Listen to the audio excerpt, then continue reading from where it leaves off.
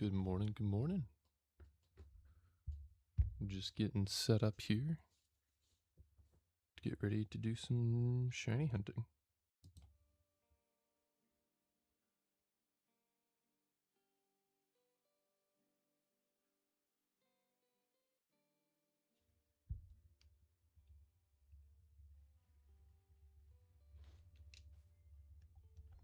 It's going to be a pretty chill morning overall.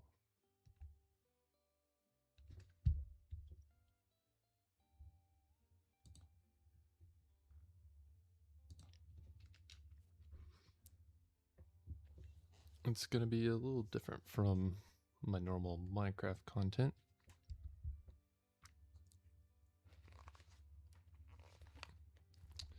I'm just gonna more or less just chill and do some shiny hunting.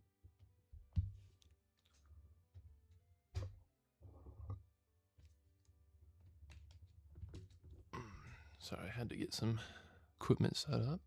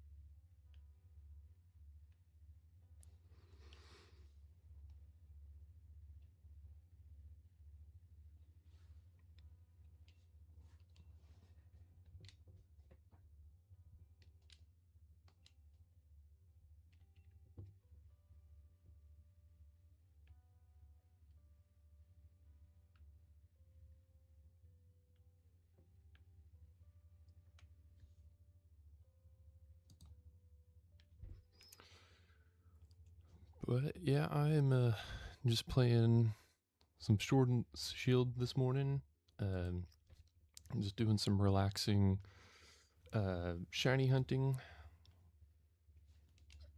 I have a goal to get every single Pokemon shiny someday, and this is right now I'm working on Goldeen, and I need 4 shiny Goldeens actually, 2 male, 2 female, because there's actually a male and female difference between them with their horns, and then 2 of those to evolve into Seeking.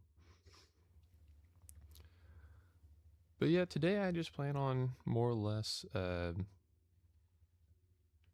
of just shiny hunting those, and then I'll probably move on to Legends of Arceus to do some shiny hunting in there, and then Scarlet and Violet, and then some ZA.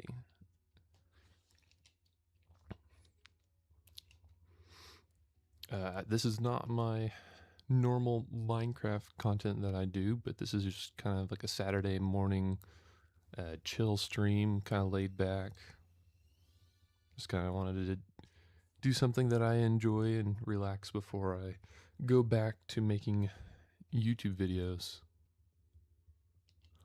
Why not shiny hunt and let's go? I actually don't have Let's Go. That's actually one of the only games that I currently don't have.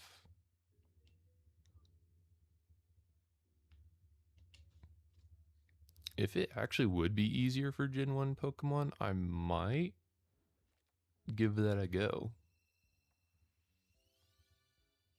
It's a really good point.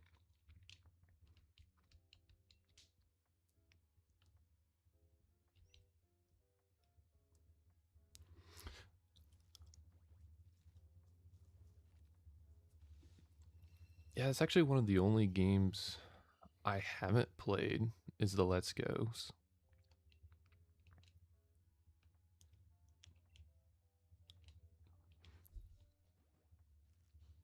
I am a big fan of pretty much all the Switch games where you can see the shiny Pokemon in the overworld. And yeah, that's just one of them I haven't really gone after.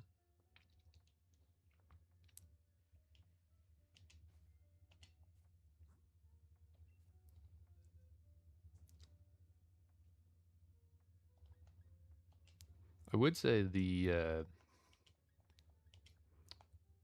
egg hunting isn't my favorite shiny hunting method on the Switch.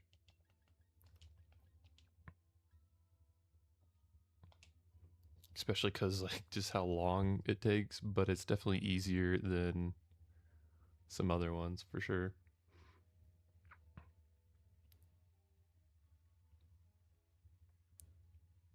But maybe I go buy Let's Go Eevee or Pikachu at some point the next time I do one of these.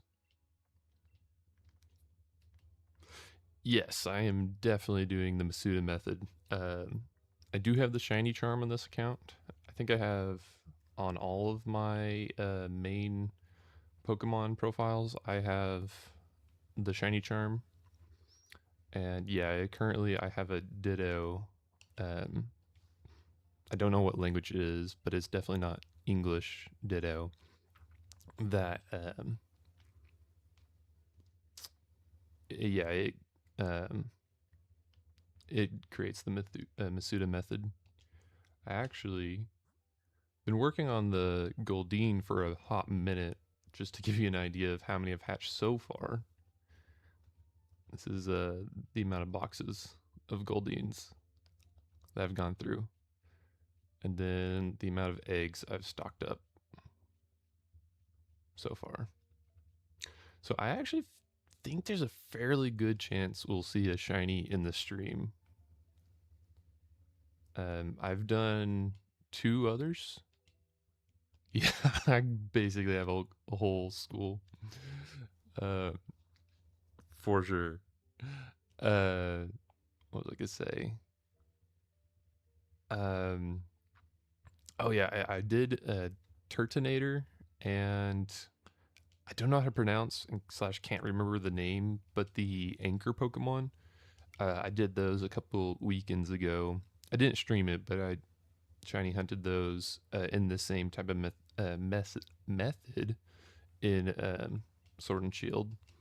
So it gives me a kind of an idea of how long it takes. But I got both of them under odds, so I haven't gotten over odds yet with this method, which I think is roughly 512 Pokemon. And I actually happened to get two of the anchor Pokemon, two shiny red ones. So that was pretty fantastic.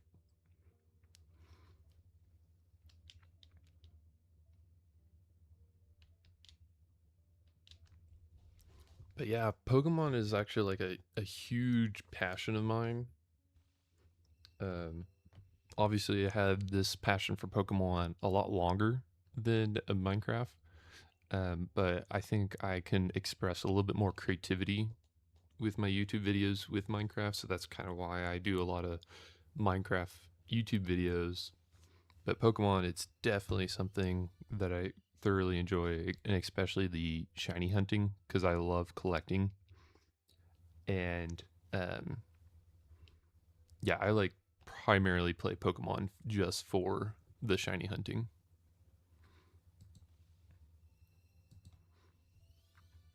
I'm not like a huge fighter in Pokemon, like competitively. I will try to avoid fighting most of the time just for to get the shiny charm and start shiny hunting all the Pokemon.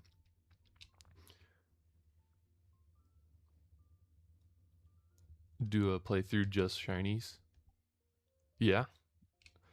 I feel like that's so hard though, especially in the beginning, because to do a playthrough, you basically have to start with uh, without the shiny charm, and then I definitely feel like it's a lot easier to get shinies in the later games, so it might be more doable. But yeah, you're definitely also like pretty limited on your your options early game if you want to do a full playthrough. Kind of makes me wish that like Pokemon games had a new game plus where you can replay the entire story with just OP Pokemon.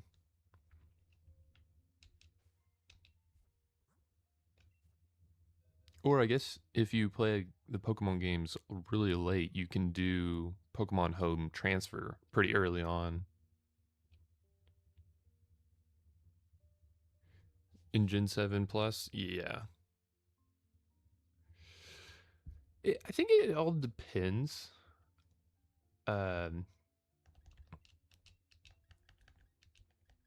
because for me, I really enjoy like seeing the shiny Pokemon out in the wild. So I really enjoy that aspect of shiny hunting. Um, I think it depends, um, because like with especially like the Masuda method, it's like almost like a gotcha machine in a way where you know you keep rolling for different eggs and then eventually you get the one you want. But as far as shiny hunting in like ZA, that one is also a lot of resetting, but it's nice to see the Pokemon out in the wild and hear that sound. And then Legend of Arceus is another one that's, you know, both hearing the sound out in the wild is a really like nice dopamine hit when you're going around and be like, oh, there's something nearby. I gotta go for it. That's pretty exciting. And then Gen 9, it has its technical difficulties for sure, but it's like a fun game of I Spy that I really enjoy um, playing with that one. As far as the older games, you're definitely like it's a definitely a more time commitment, and so your shinies feel more valuable, like back in the DS and Game Boy days.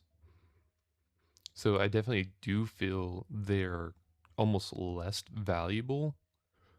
But for someone like me who like really wants to um like collect every single shiny Pokemon, that's a lot of dedication to spend so many hours on every single Pokemon just to get like a Pidgey shiny. I will spend like the, you know, 80 plus hours for a legendary because I feel like those definitely need to feel the specialness when you get those shiny. But I will find the like the cheapest non cheating method to get my shinies just because there's 1200 or 1025 unique species of Pokemon and then the male and female variants and all their alternate forms can definitely take a while to get all the Pokemon shiny. And there's like I want to say still 12 to 20ish Pokemon as far as mythical and legendaries that are actually you can't get legally without cheating in the Pokemon games so far, which is kind of frustrating, especially for someone who's like, I gotta catch them all, you know?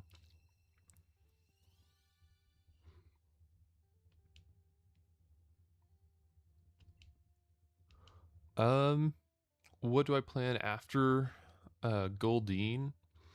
Uh, on Sword and Shield, I really want to go for the Nido King, Nido Queen line. But if I need to hunt those in the Let's Go series, I will buy that game and play it on there. Although I got to beat that game, so it might take me a hot minute. But for today, I think I would actually switch over to Legends Arceus for this stream to Shiny Hunt in there, which I do have a goal of going for the unknowns in that game and the Burmy line. So those are kind of be my next goals really. in shiny hunting.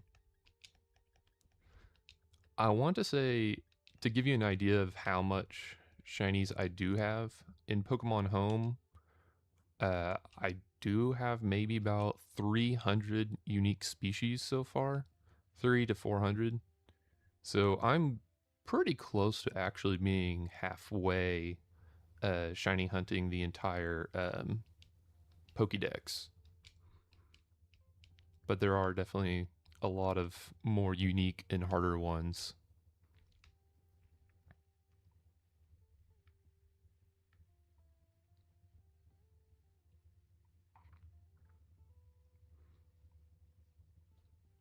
Because like Scarlet and Violet, there's very, very few Gen 9 Pokemon I have left.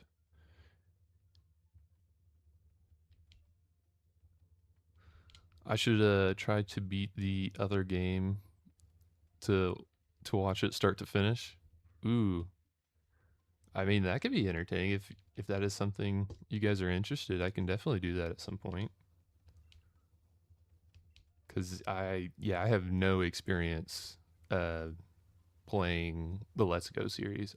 I've only seen of like, it's similar to uh, Pokemon Go, or at least they bring a lot of mechanics from Pokemon Go. But yeah, I'll definitely consider it for sure.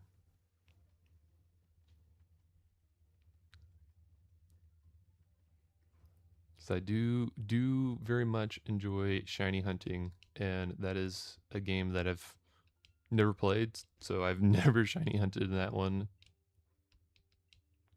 I do think I have to do. I think that's like one of the only games with a Alolan Rattata in the game. As far as considering Switch games, because I currently kind of made my DS out of commission, so I shiny hunt only in Switch games, which it does include the old Leaf Green Fire Red. I do have one of those.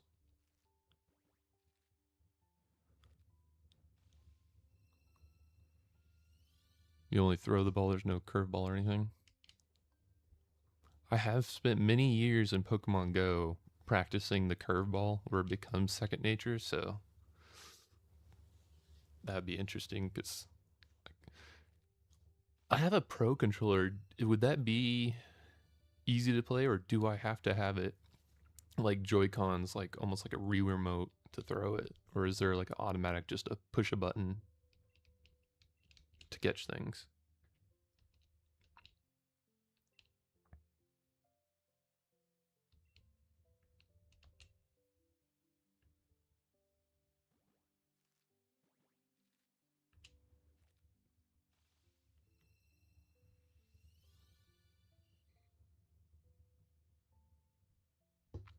Okay, yeah. I mean, I'll give it a go. I'm playing on the Switch too, so definitely the Joy Cons feel a lot nicer um, than the Switch ones.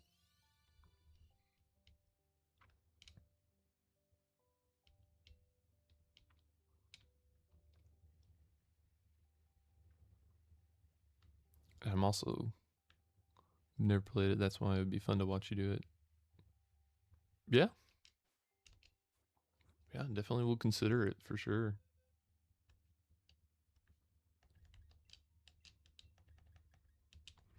I kind of plan on doing some maybe Pokemon content and just whatever content on Saturdays because it's kind of like a nice relax break from my usual. Um, because like I said, I really enjoy Pokemon and I would like to do it more often, but I feel like I just can't make the type of YouTube videos I want from it. But yeah, this would be definitely a nice break just to chill and play some Pokemon on the weekends. Google says no Pro controller support. Oh, fun. Okay. Uh, I mean, the Switch does come with Joy-Con, so I'll still be able to play it. It just probably won't be the same.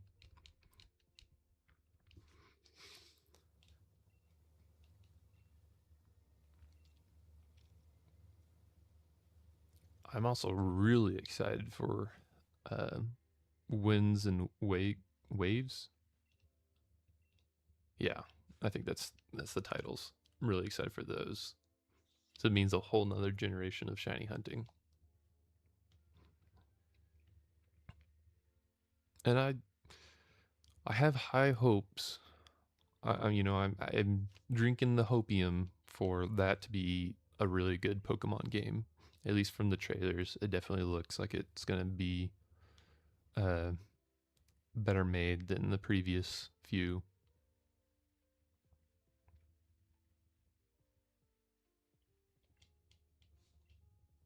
Because as much people gripe about the Pokemon games, I still have a huge soft spot for all of them, where I'll play them.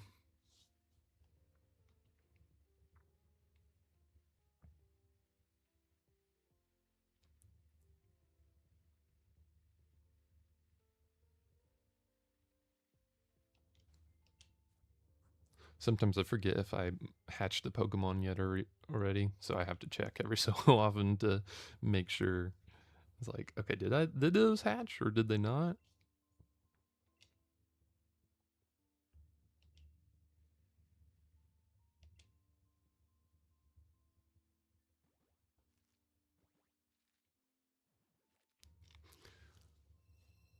I've also spent a ridiculous amount of time studying each Pokemon's shiny form. So like if especially like in Scarlet and Violet, when you're just playing the game, I want to make sure I don't like miss them.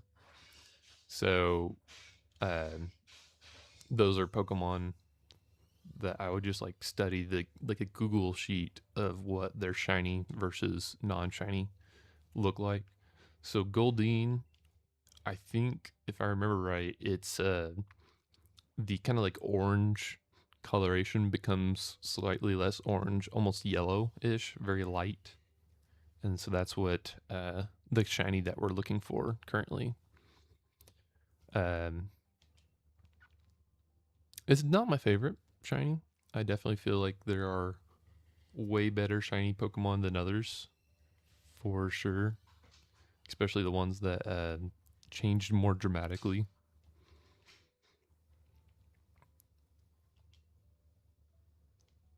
Because I'm always scared to miss them, especially in Scarlet and Violet when there's no shiny sparkle sound.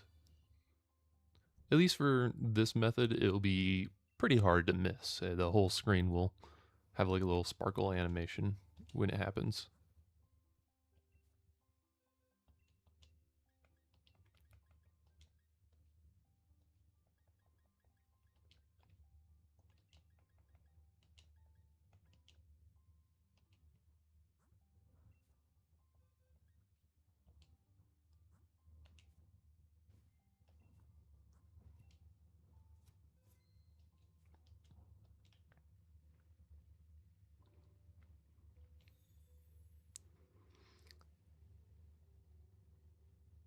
Another really good shiny hunting method in um, Sword and Shield is the Dynamax Adventures, and it's actually the best way to shiny hunt legendaries and Ultra Beast.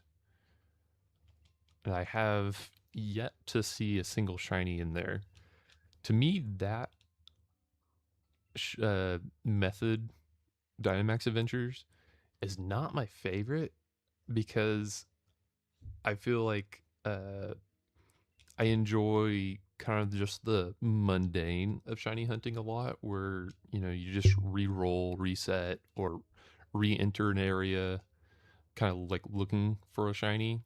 But in Dynamax Adventure, you're like constantly doing battles, and if you fail at the battle, and it's like, okay, you don't even get a chance to see the legendary shiny, and I'm just like, ah, oh, man, wasted 15 minutes for not even a chance at the roll of seeing if it's shiny or not.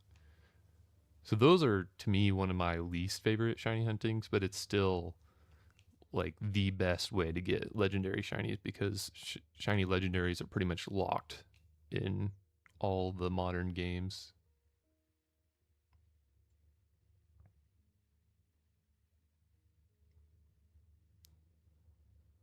With shiny locks, that's probably one of my biggest gripes about these games.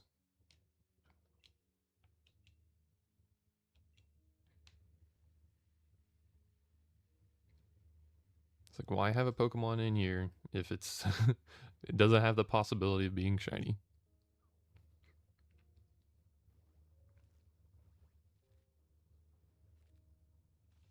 Yeah, it started in um I it was I want to say Generation 5 was the very first shiny lock game.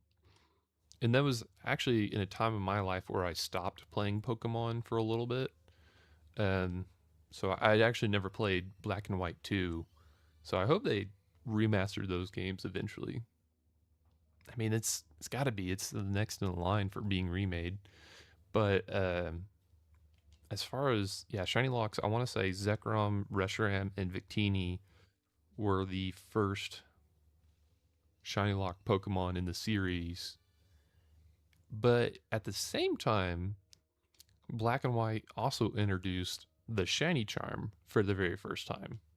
So it was like a double-edged sword, um, where you were able to cut the shiny rolls in half, being like 8,000 something to 4,000.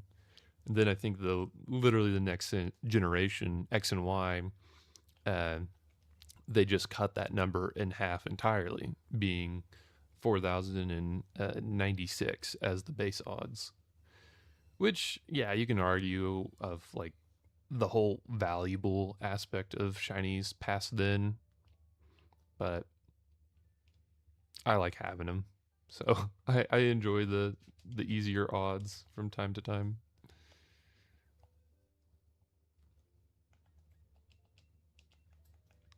I will say ZA probably makes them feel a little bit too easy, but it's still fun.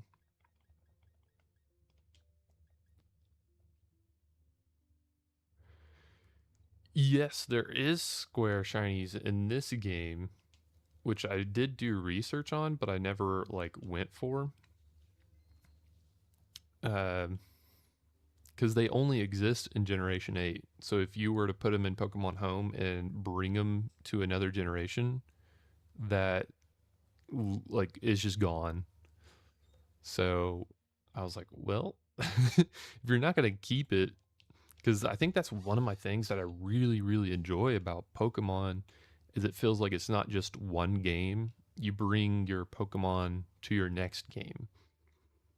Um, Granted, they did the kind of lose the national decks, which was really frustrating. But at least for my Pokemon Home collection, like to show it off or whatnot, that aspect, like having them all in one location from all my games, was it's just fantastic.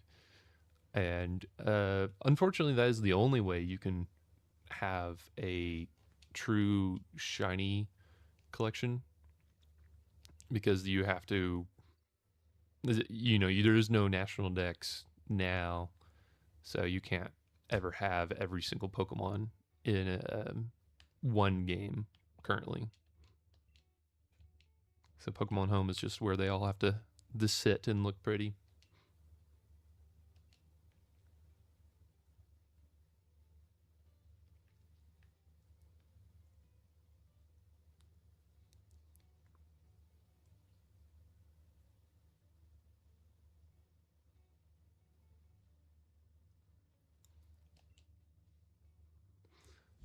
I also did like a lot of research on this game in particular because I played Sword and Shield, I want to say 3 years after it initially released. So like I started playing once the DLC was out and all the hype died down. Um, but there was like apparently a big misconception on chain fighting in this game, where if you fought a Pokemon over and over and over again in Sword and Shield, that there was like a huge decrease in your shiny odds, where it was easier to get a shiny from like a chain battle, which technically is true, but it was nowhere near as um, efficient as the Masuda method. So it's like, why waste your time fighting Pokemon constantly when this ultimately is still the fastest method in this game?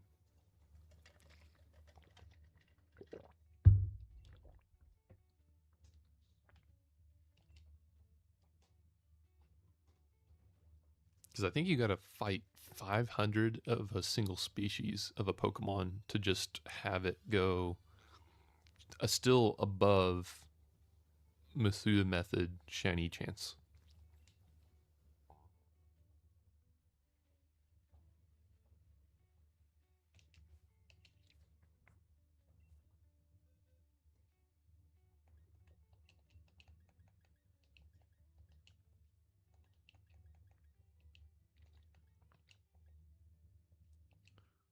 I think I'll do either a half a box or a full box, and then after that, I'm gonna switch games.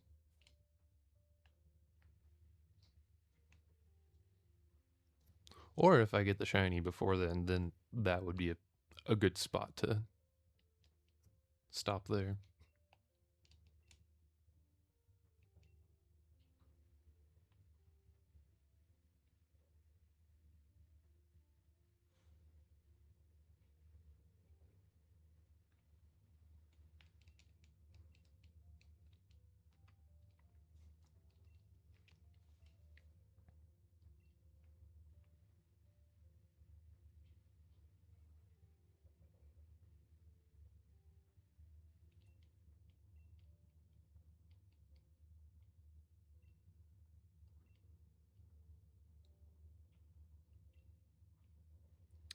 I'm actually going for four eventually because there's a male and female difference between the Goldines with their horn. So I'm actually getting uh, one male and female Goldeen and then one male and female to evolve into Seeking. Um, I don't plan on getting all four. I mean, it would be amazing to get all four in this stream, but um, I was just hoping to possibly get one for my living decks. But yeah, I'm going for any male to female differences in Pokemon, and then any variants of forms as well. I'm excluding like all Spindas.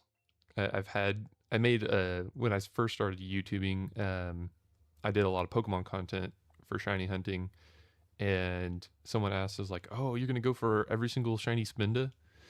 It's like, well, probably not because I think that's impossible. And two, I think currently Spinda's broken. Where as far as Switch games go, you can only catch Spinda in BDSP. I actually might go for Alcremie.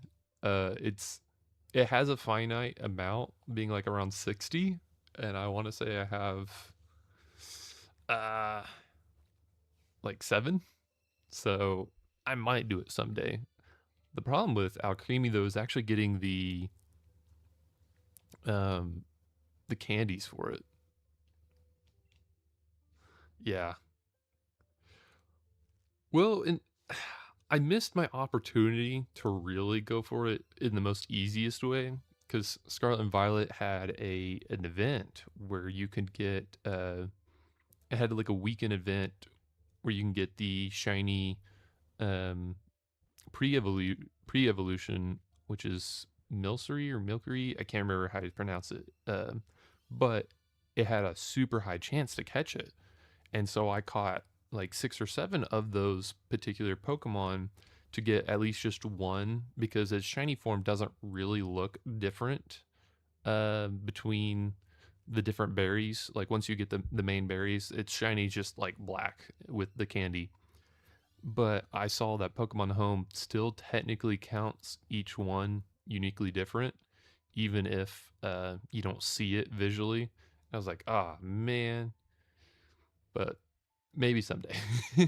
I still need to actually get all of them normal first because I still don't have all the Alcremies in their normal form. So I would first need to tackle that. But yeah, Spinda, yeah, that's off the table for sure.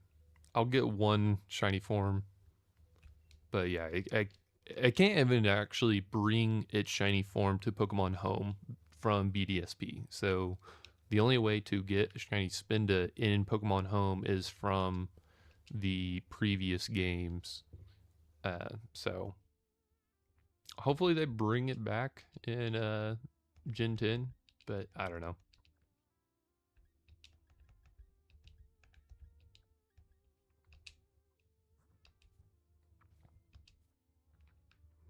Trying to think what other Pokemon are a little just kind of crazy to get a bunch of. Thankfully, Arceus, or however you prefer to pronounce him, his plate forms don't register differently in Pokemon Home. So I have no desire to get all the different types of shiny Arceuses. That's the plural form of it. I still need to get my first one, but yeah, that's planned someday.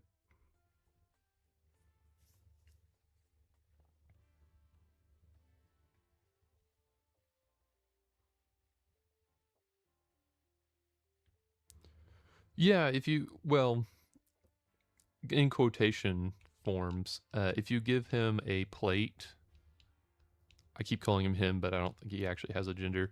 But if you give him a plate of a different type, it changes his typing, um, and his little like gold rings around his body and his eyes will actually change color depending on what plate you give him, and his typing will change to that type. So I think that is there 26 different types or 27. So there's basically technically that many different. Yeah, I think I still have my Arceus in Legends Arceus, and I can show you what that looks like when I hop over to the next game. As far as Pokemon, I do wish they kept their unique forms uh, when depositing in Pokemon Home.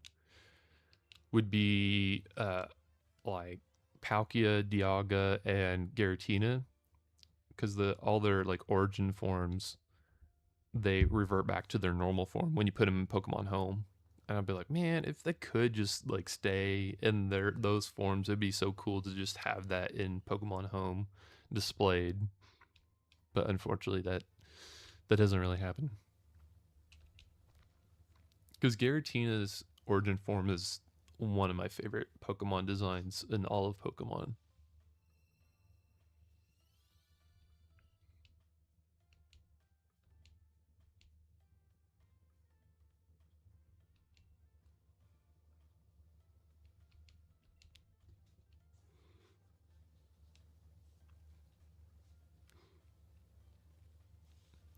I understand why some Pokemon don't stay in Pokemon Home, but it's like just for that completionist sake, it'd be cool to like collect them. Like the combination Pokemon, Black and White Kyurem or um Dusk. I think it's a Dusk form in of Necrozma when he combines with Solgaleo and Lunaga. I'm probably butchering these Pokemon names, by the way, but it's the best I can do.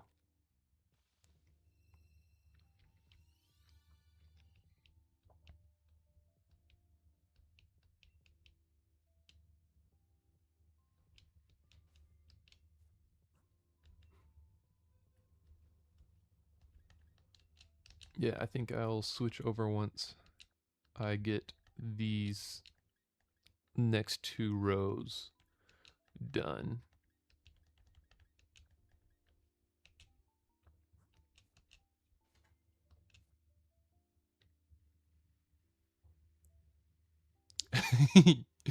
Yeah, uh, definitely. I have for sure said that to friends before of when they mentioned a Pokemon, I was like, "Is that Pokemon or is that whatever medication you're taking?" As like a joke. Or when I hear like commercials here in the US when they have, "Oh, take blah blah," when I'm watching Hulu or whatever, and I'm like, "Is that medicine or is that a Pokemon?"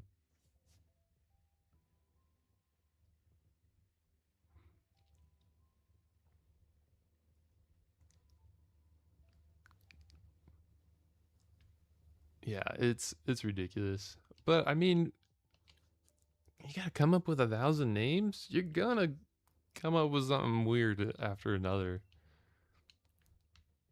I've also found it interesting. I came across a YouTube video talking about different pronunciation of Pokemon names between different countries and like some of the confusion that people have when they like, what Pokemon is this? And then in French, it's something completely different. It's like, well, no, that's blank. I think that's a whole nother mess when you talk about Pokemon internationally. But everyone knows Pikachu's Pikachu. So at least we can all agree that.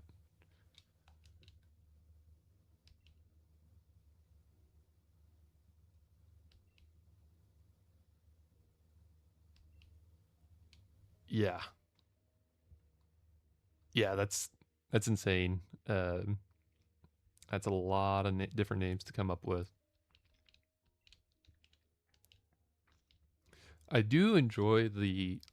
I mean, this could just be my nostalgia showing, but the kind of cheeky names that Gen One had, at least for Ekans and Arbok, basically being snake and cobra spelled backwards. Those are always funny to me. Or, Moltres, Zapdos, Articuno, 1, 2, 3 in Spanish, stuff like that. Those are kind of entertaining little tidbits you find out later. I know they did that with some other Pokemon. I want to say the three-headed dragon Pokemon from Generation 5 is like the German 1, 2, 3 for its heads. But yeah, those are pretty cool.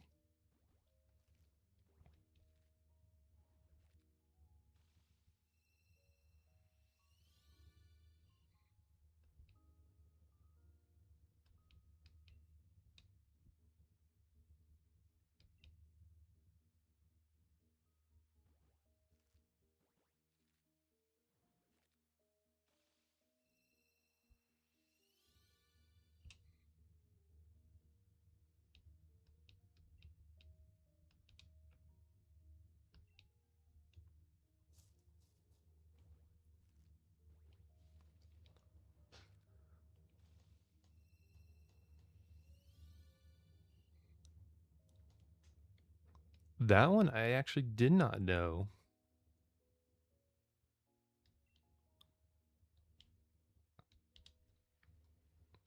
because I guess I was just thinking about like the naming convention. I didn't really think about the actual like design of the Pokemon.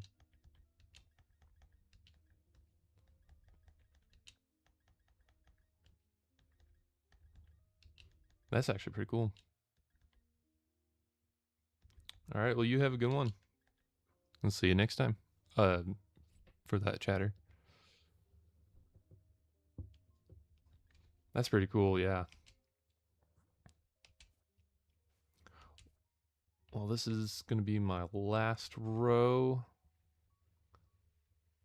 I I watched a few Pokemon card opening, and I noticed they have like a little thing where it's like they talk about last pack magic when it's the last Pokemon pack that they open, and so I will say like last pack magic for when I'm on my like last few eggs that I'm hatching to see if I get a shiny luck. It does feel a little bit like gambling, but without the money aspect. So I guess it's not gambling, but because I feel like gambling, you gotta actually there's some type of money investment. I'm gambling my time is what I'm actually gambling. But yeah. So hopefully I'll get the shiny in this one, this last batch of eggs.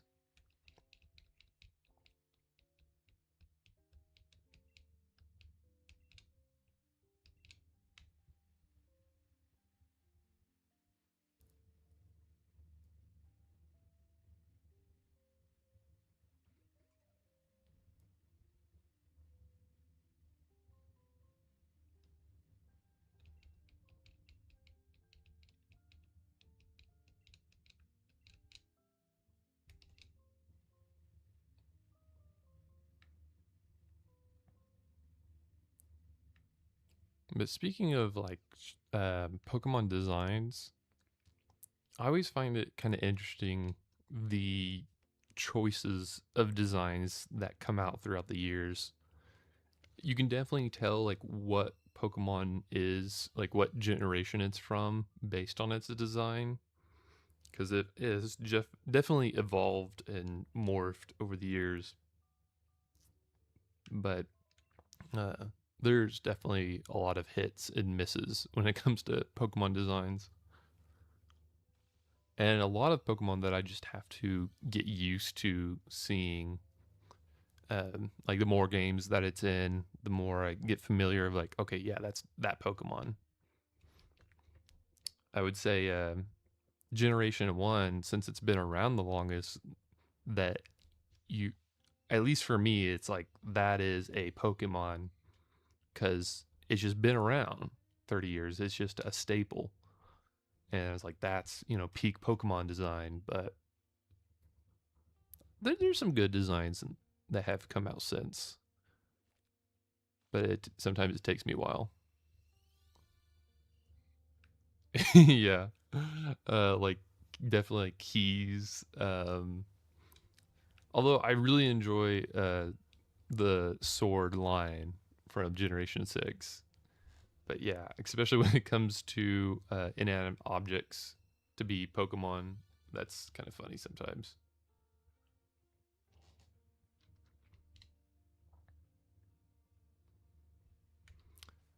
Well, oh, I forgot to move these. That does not seem very lucky.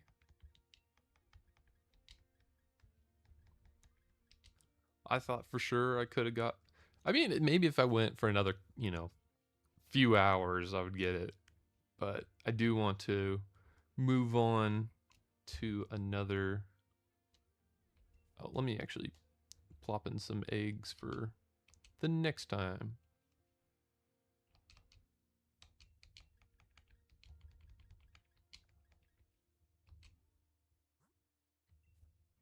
Oh, hit the wrong button.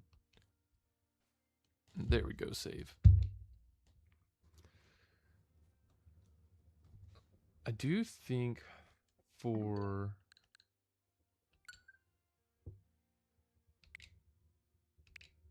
Switch, it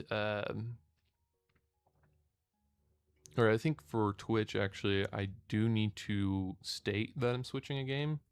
Never done that on Twitch, so I will do that after I go into the settings and turn the music off for this game because I might be a little bit louder.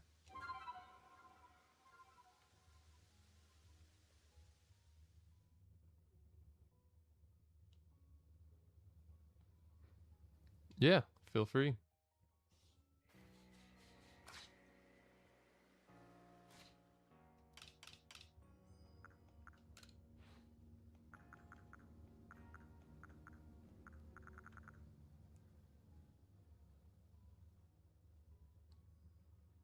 Oh, I can change the category in OBS.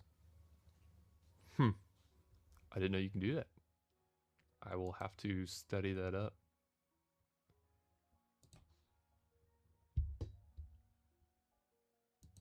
Because I thought I had to do that in Twitch itself.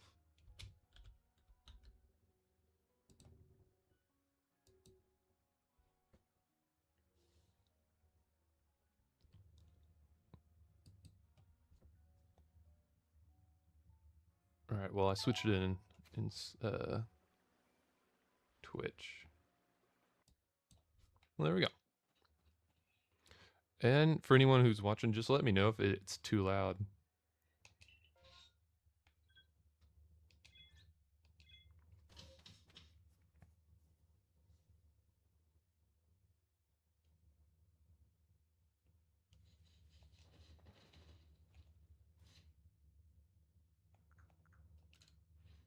Turn it down just a little bit more.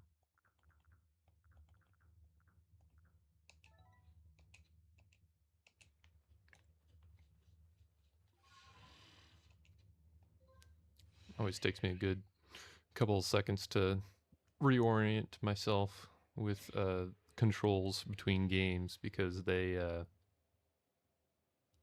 switch the controls for every single game, whether it's like what is run between this game and the next. It's always a fun little challenge switching between Pokemon games. But I think you'll experience that in any game you go into of like, okay, give me about 5 minutes to learn what are the controls again. I think that is a shiny right there. Oh no, that's just the weather. It looked like a yellow one. But now that I'm here in this game, uh, the Pokemon that I want to shiny hunt in here are the Burmy line, which is like a little bagworm, along with the Unknowns. And that's actually another Pokemon that will take me a while because I'll have to shiny hunt a ton of them, being 28 every letter of the alphabet plus the two other ones. But yeah, with these Burmy Pokemon, they only spawn in trees, so I'm surveying the trees here to see if they shake.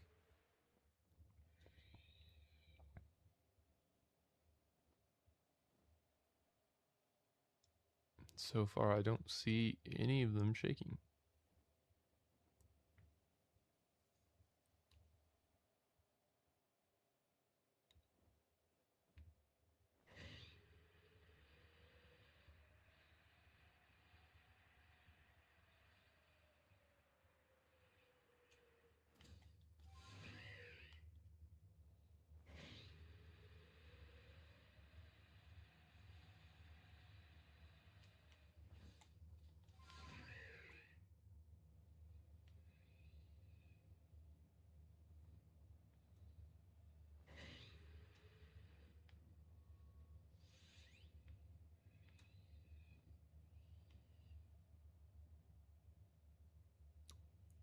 I thought surely by now I would actually see like one of these trees shaking.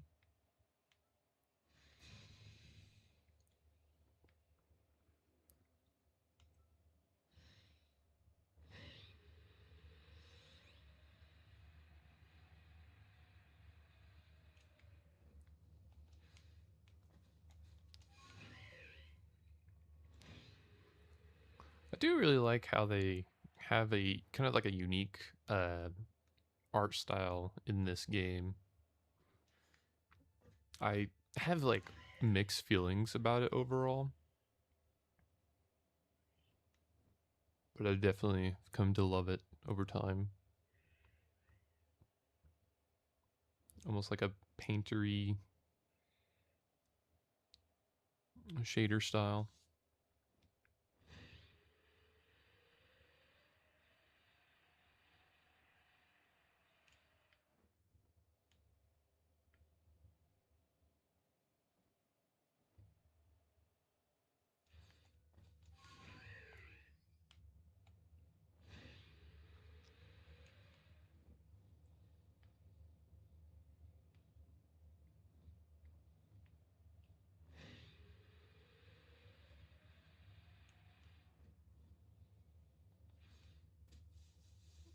Do trees only shake during the day or something?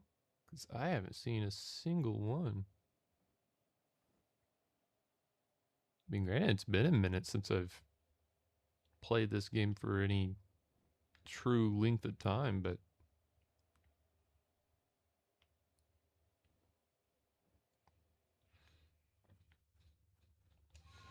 thought the trees would just shake whenever.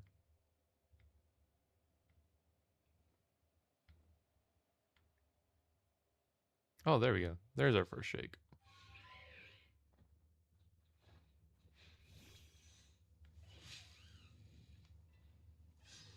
And of course, it's a Combi.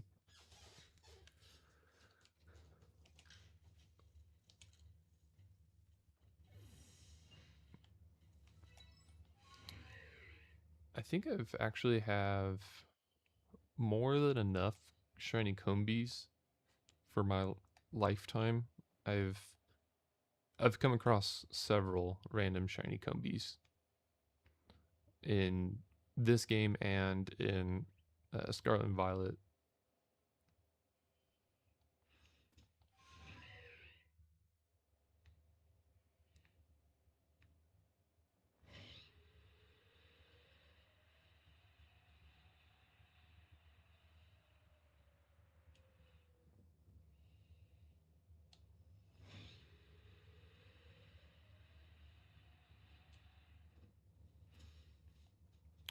Although I do think there's a way for me to actually check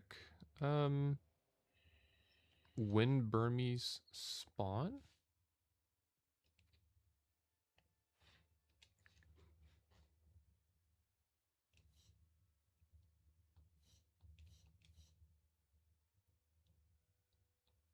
Okay, it looks like they spawn throughout the day, at least what I can gather from the little Pokedex imagery.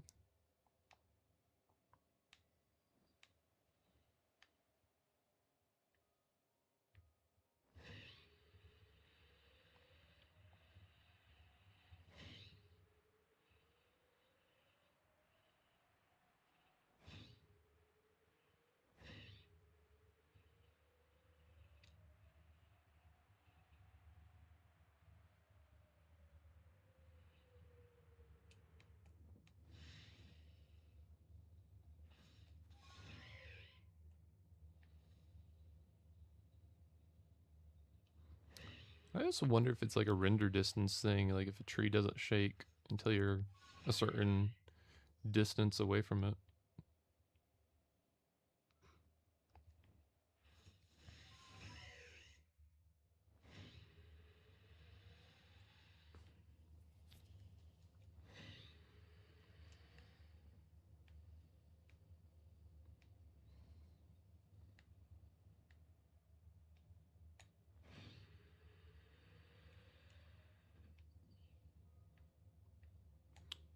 Here's the fully evolved form of Burmy. Oh, there's a shaking tree.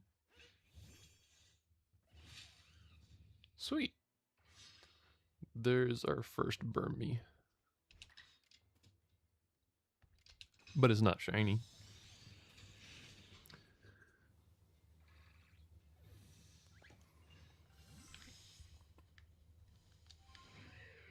Now, if we could just find that a lot more, and then hopefully get a shiny version of that. That is the goal. Or the hope.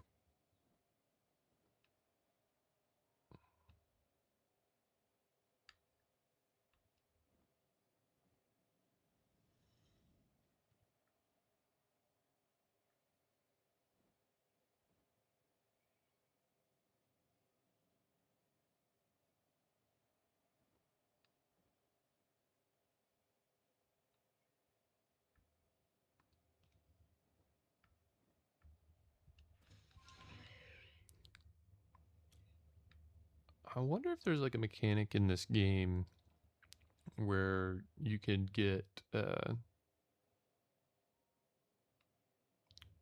like some type of honey and like make the trees shake more often, like you could in the original Diamond and Pearl games. If there is a mechanic like that, I totally overlooked it for speed running, just beating the game as fast as possible.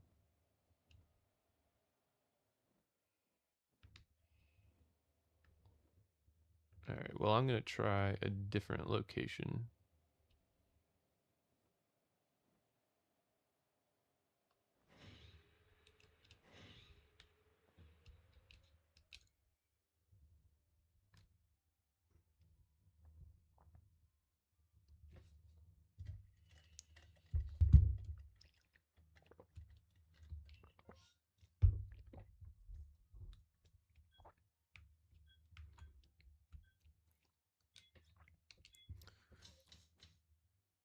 I actually don't know what comes out of the trees in each location.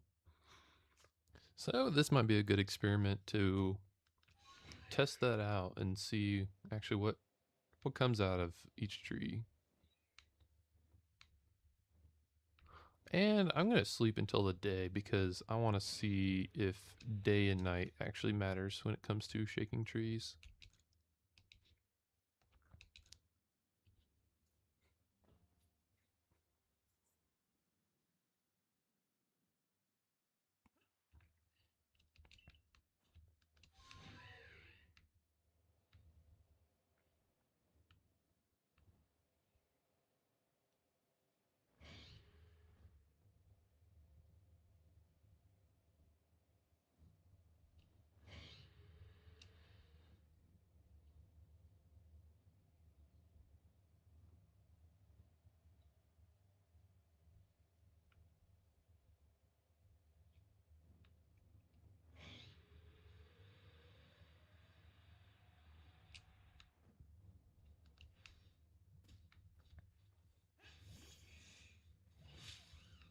Okay, it does.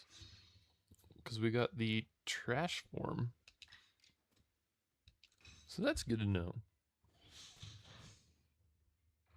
Because it seems like the leaf form comes in that the beginning area, and then the second sandy plains gives you the sandy one, and then this area in the beach gives you the pink trashy one. I don't know if that's the official terms for all three of those different forms, but that's what I'm going with.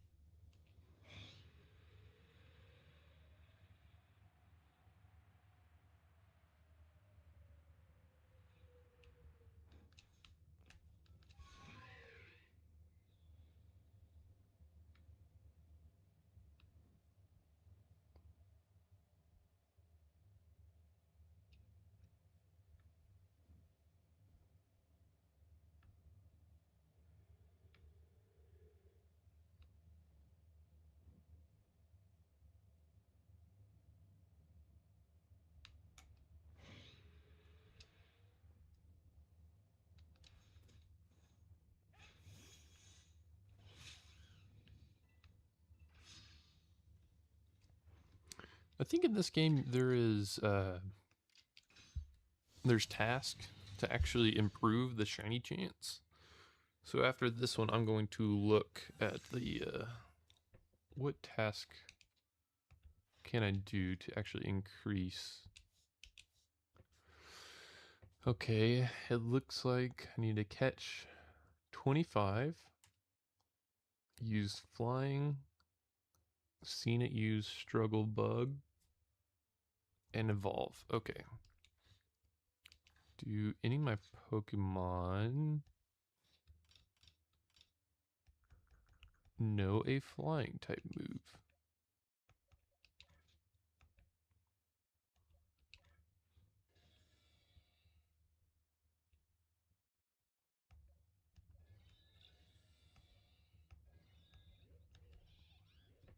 Okay. Looks like I'm going to fight this with Decidueye. Then I need to catch a bunch of them too. because I think when you get a max research level for a Pokemon, that actually increases the shiny chance for that particular Pokemon, which is actually like a pretty unique mechanic that I think is pretty cool. It doesn't exist in any other Pokemon game before or since. I thought for sure Legends ZA would include it, but it did not. It had research task, but it just helped you get the general shiny charm. It didn't help you for each individual Pokemon's shiny chance.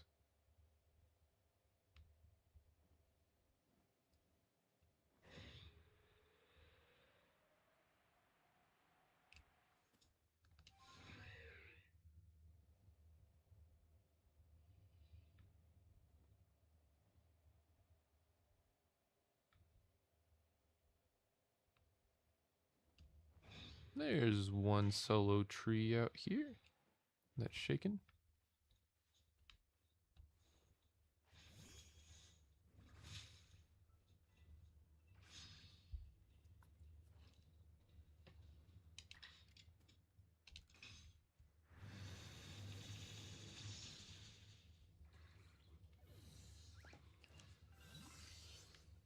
Okay, yeah.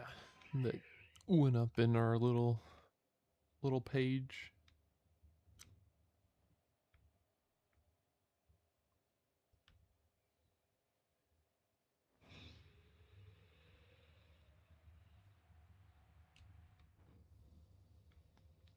Not really any other trees out here.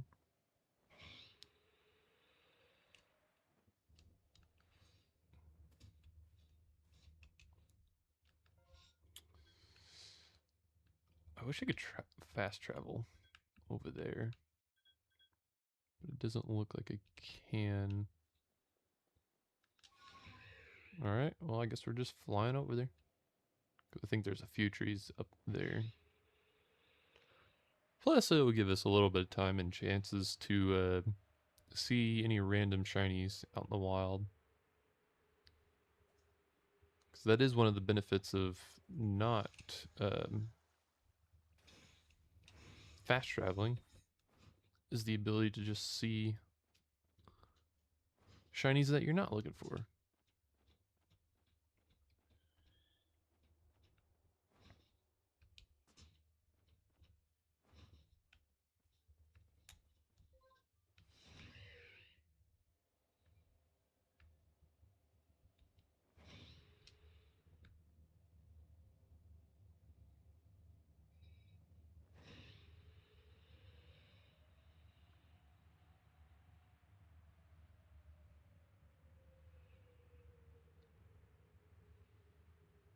There's our first shaking tree over here.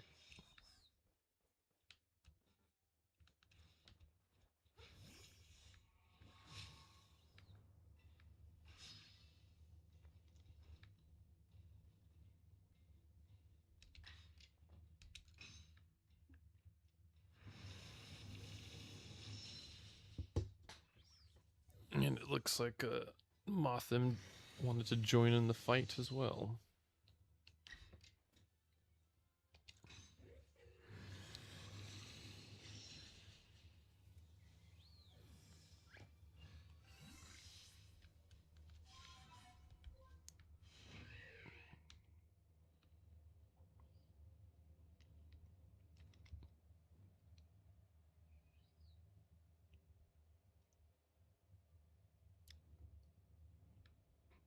I feel like Burmy is also another shiny Pokemon that could have benefited a little bit more uniqueness to its shiny design. Just changing like the brown parts to a slight blue. I feel like its outer coat could have changed a little bit more. I think that would have been pretty helpful. Oh, got a little Paris as well.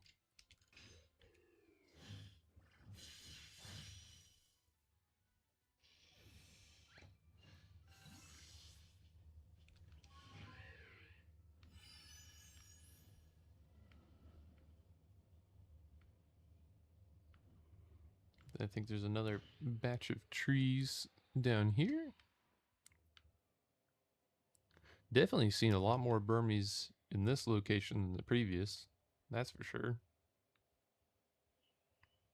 That first area, none of the trees wanted to shake, which makes me wonder, like, does daytime actually affect that?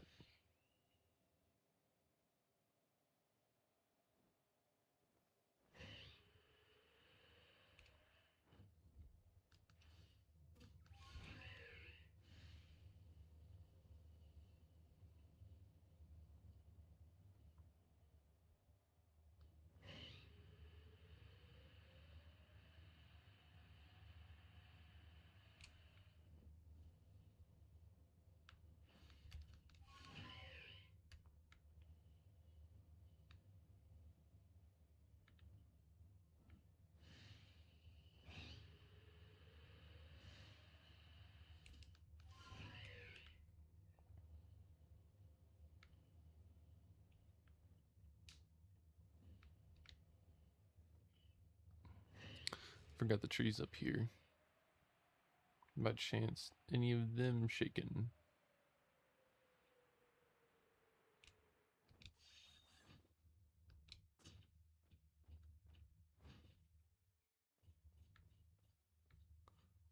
Nope. All right. Well,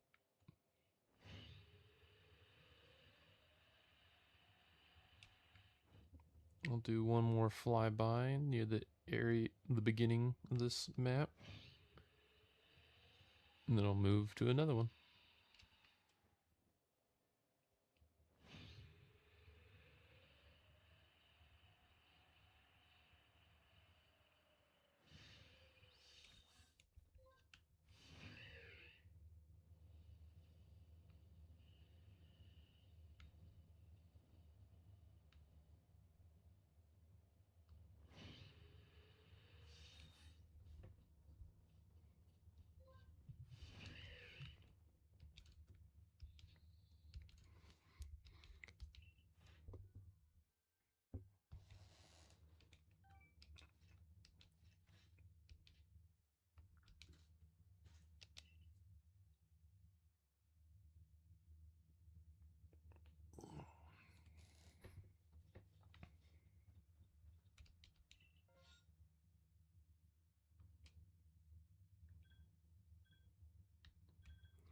Try out the highlands.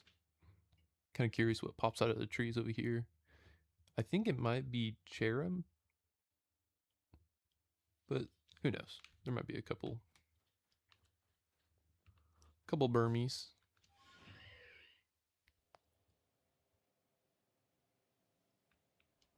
Well, right off the bat, we got a tree shaking.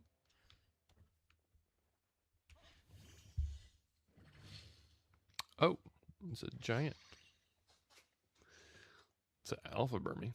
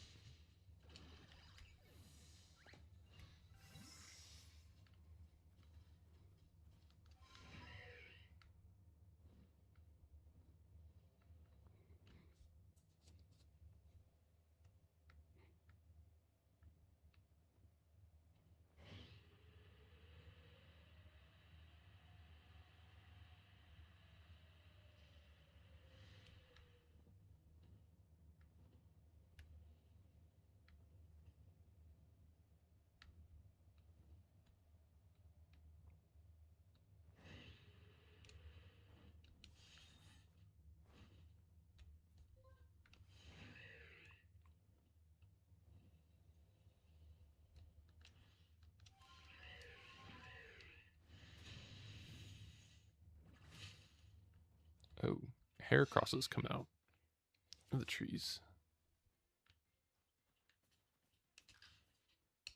Can I run away? Yep. Cool, cool, cool.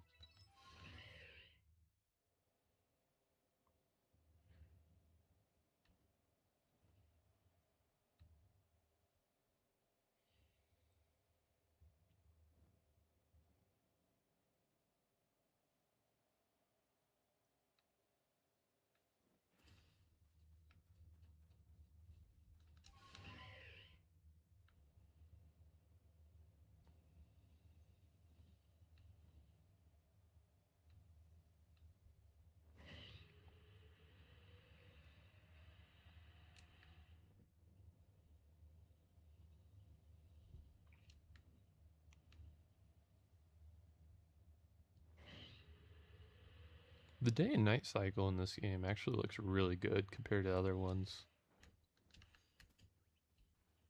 I hope they bring that level of artistry back in Generation 10.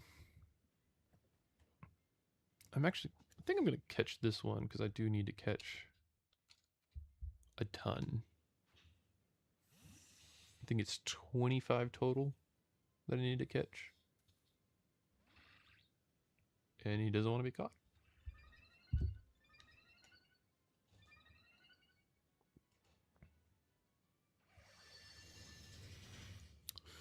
But at least gave me some time to watch him use Struggle Bug, because that is another one of the tasks that I needed to do.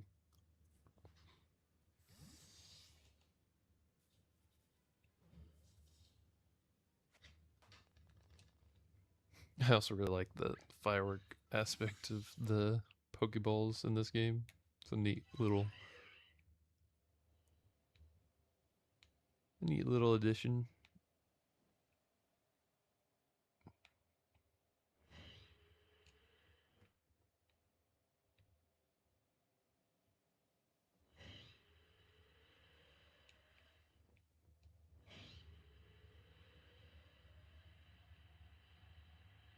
Is that? Yeah, that tree's wiggling.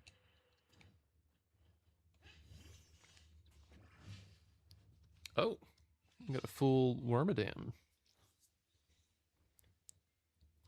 I did not look up what I need to do for this Pokemon. Well, obviously I need to defeat 12, so there's something.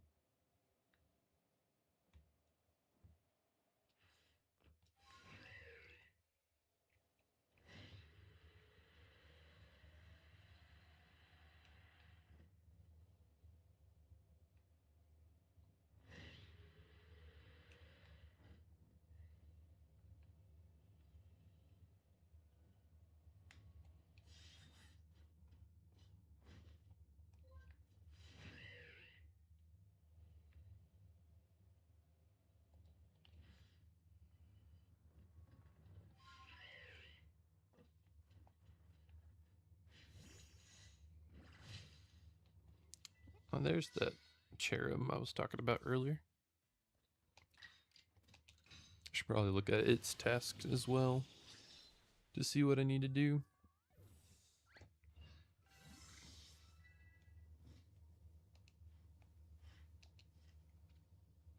Okay, so for Wormadam, I need catch 15, defeat 25, defeat fire moves, use confusion. That is a tremendous amount of times.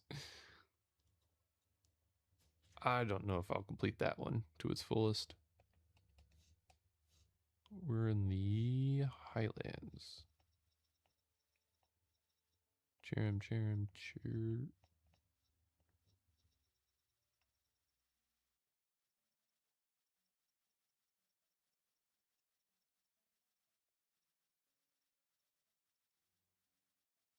Oh, there it is. Okay. Daylight hours, defeated, pedal dance, agile style, leap out of trees.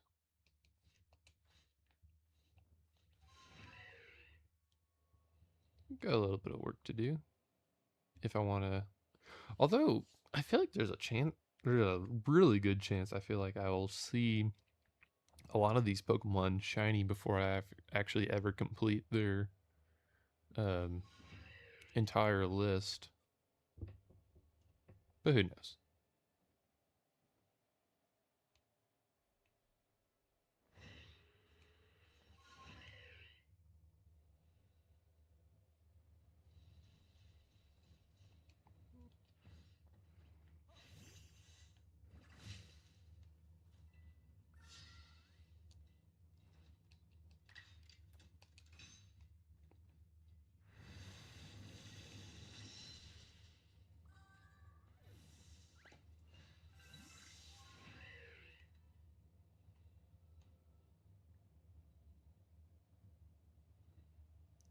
I feel like there's a lot more trees shaking in this area than the previous two.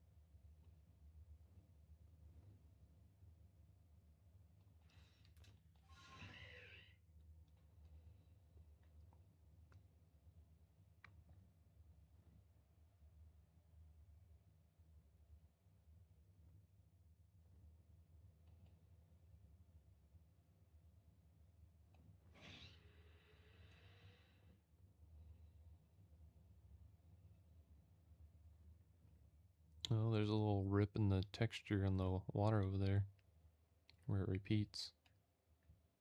I haven't noticed that before. Uh, any more shaking trees?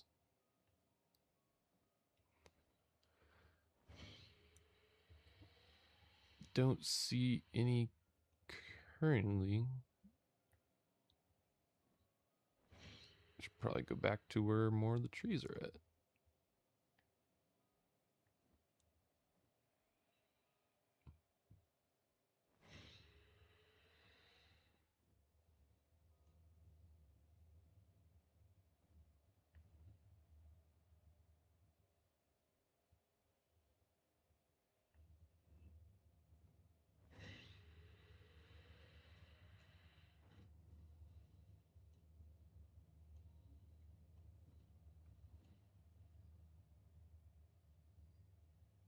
Not a single one?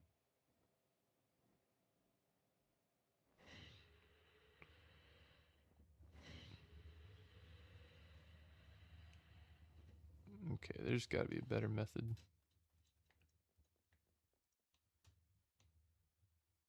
What if...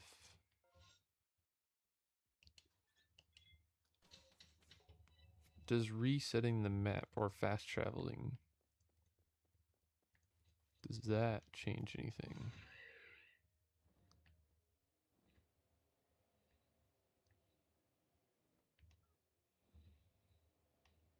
It does not look like fast traveling changes anything, but I did miss this tree, so...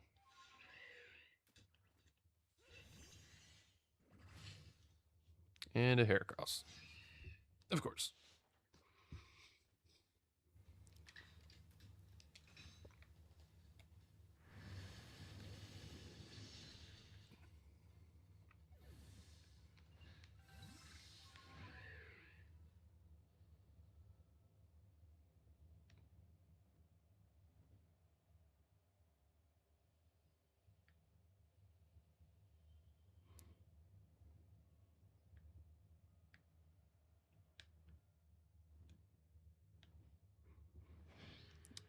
Yeah, it looks like I probably would be better off just resetting the map entirely, and that way I can kind of re-roll what trees are shaking.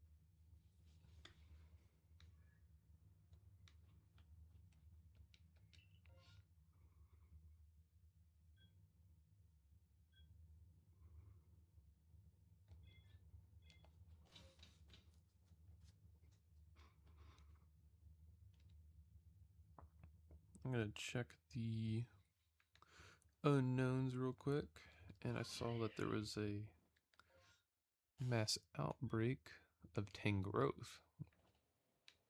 Might have a shiny chance there.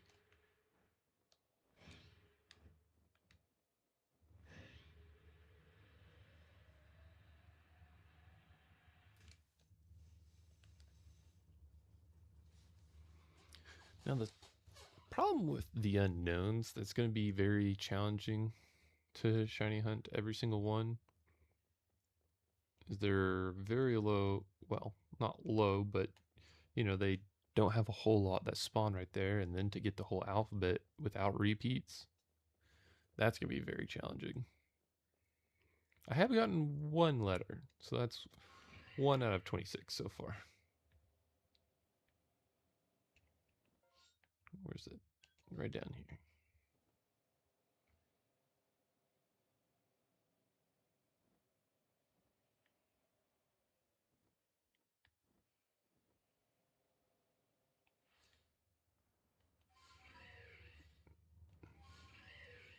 How easy are these things to catch?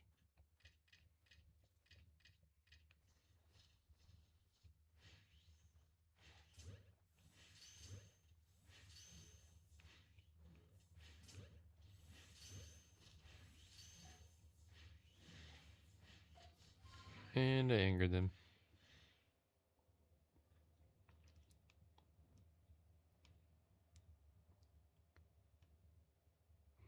One thing that I'm not the biggest fan in this particular game is the aggression of Pokemon. I mean, it feels cool and all, but man, it makes shiny hunting and catching Pokemon a little challenging. Just how hard it is to um, avoid their attacks with your person,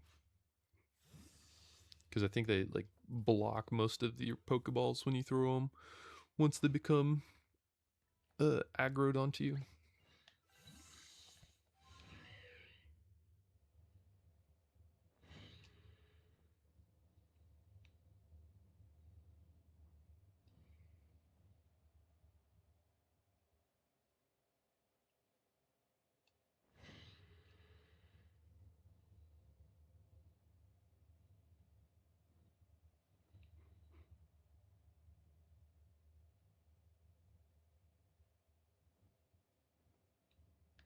There's one.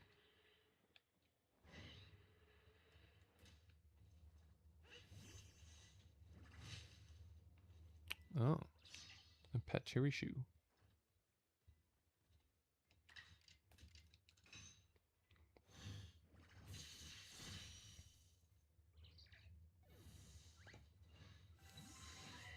Not what I'm looking for.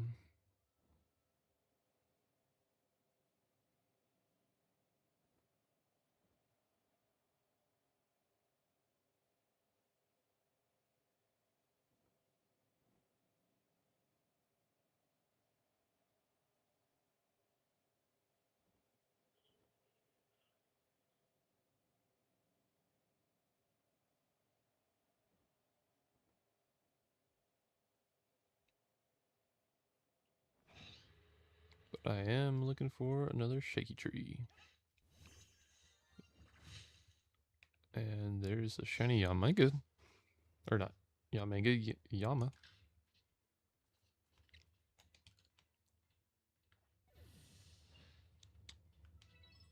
Where'd it go? There it is.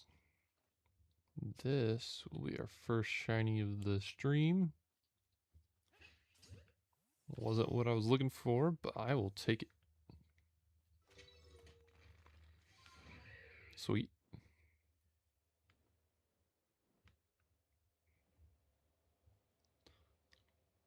I watched a lot of Avatar Last Airbender. One of my favorite phrases that the character Uncle Iroh says is like, when going shopping, I'm paraphrasing, I can't quote things, but it's like, when going shopping, the best thing is finding something you weren't looking for at a great deal.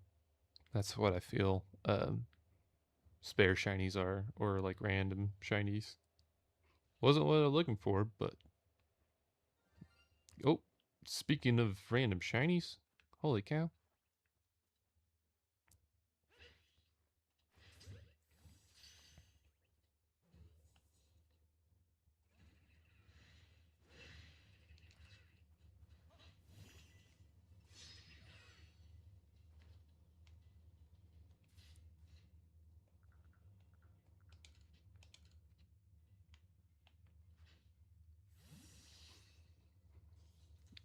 Well, that was pretty fast between two shinies in a row. Might be a. Oh, something's aggroed me. Go find a spot to save. I've had my fair share of game crashes between shinies that I will save. Between shinies, because nothing's worse than catching a shiny and then your game crashes and then you lose all that progress or that luck.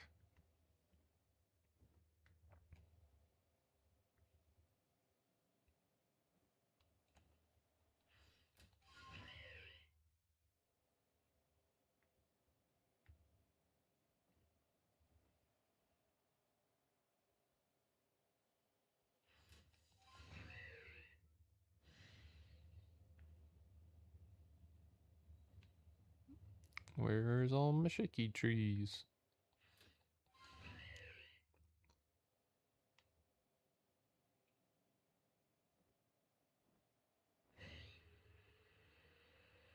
There's one.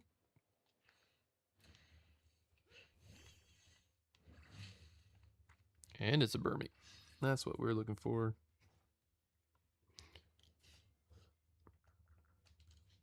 Should probably stock up on more Great Bowls.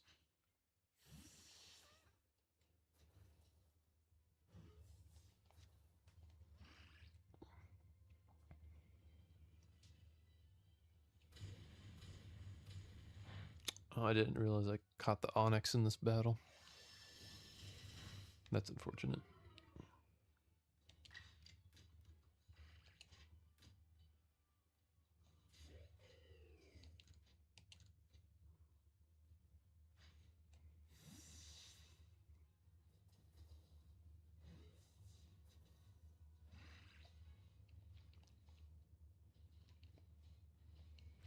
I think it might be better just to take out the Burmy. Move on. Although this is a really good chance for me to get that one task of seeing it use Struggle Bug. So maybe I'll just continue catching it. Attempting to catch it. And successfully catching it.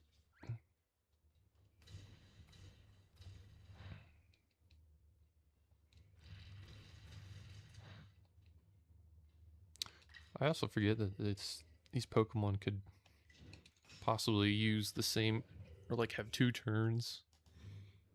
I never really understood the mechanic in this game. Never really got it quite down.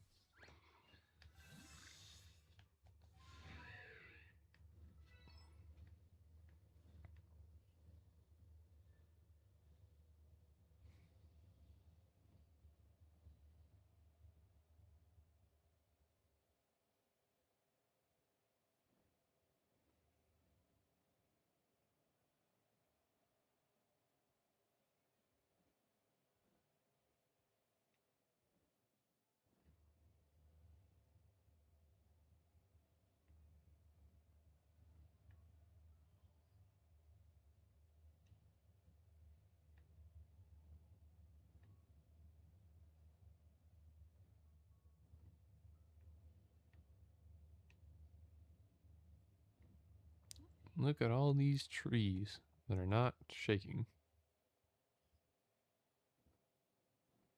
Oh, there's one.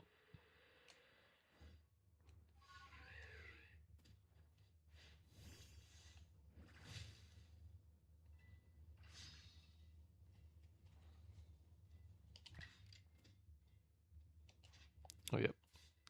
I'm on a catching streak, not a killing streak.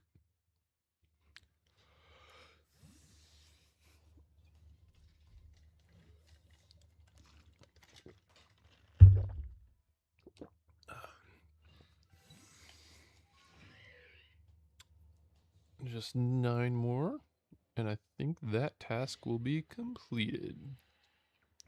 What is this pink thing? Oh, Lickitung? Huh, I didn't know they spawn naturally over there.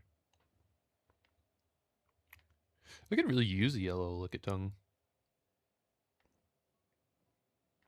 If that ever decides to show up for me.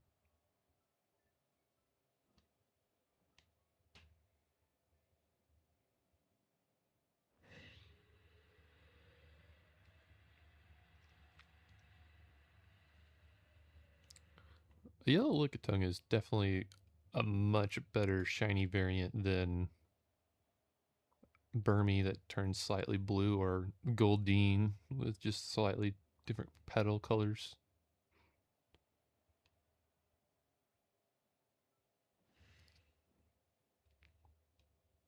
And then I'm also a huge fan of any Pokemon that becomes white or black in its shiny variant, which is very, very far few in between, or however the phrase goes. Because like black Charizard and black Rayquaza are some of the best shinies in the entire Pokemon franchise.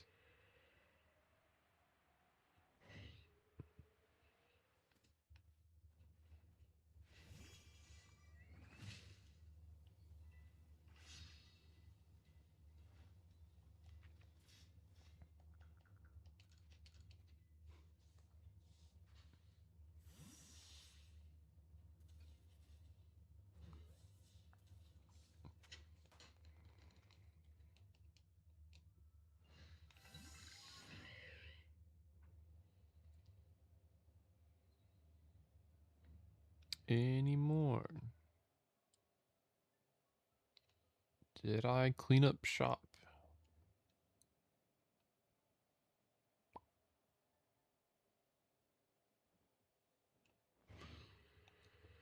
Look through this patch of trees real quick, and then I'll reset the map. I wonder how many trees are in that cold location, the top map. I haven't been up there today, so I might try that.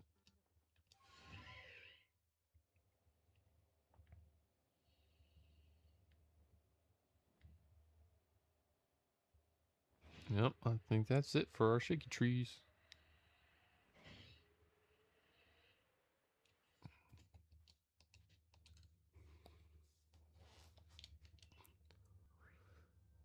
But 2 shinies, not bad. 2 shinies I weren't looking for.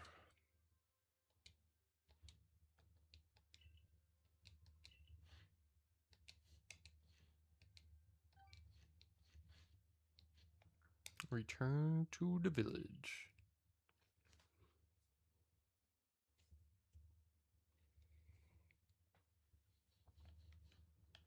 Should also probably put some of these back.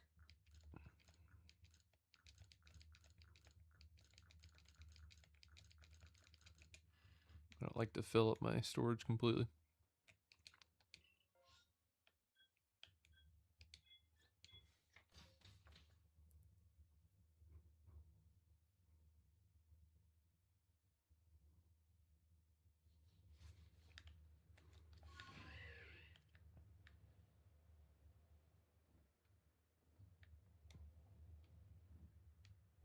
This place does have a few trees. But what hops out of them is the question.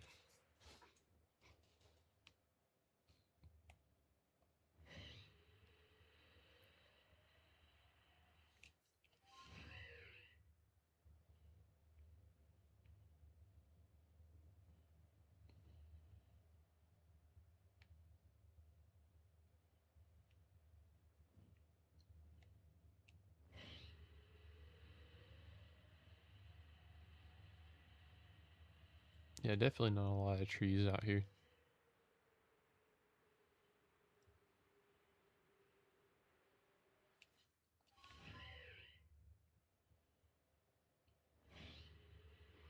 I think the pine looking ones don't even shake at all. So it's only the big poofy ones.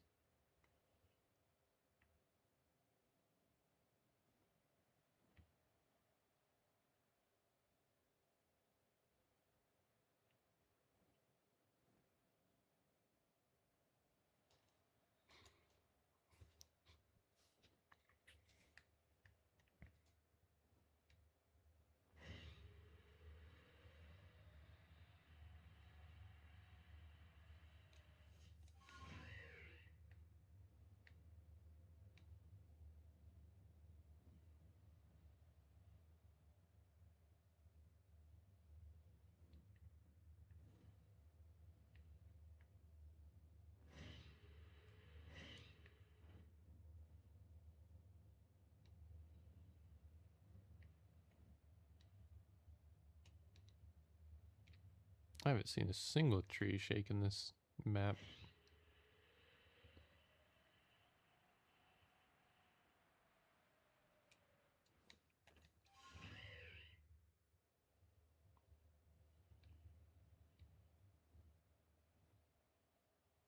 Oh, There we go. Finally got one.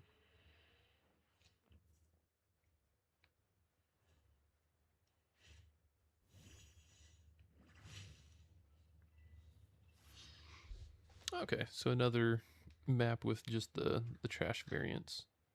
Oops, I didn't mean to hit runaway.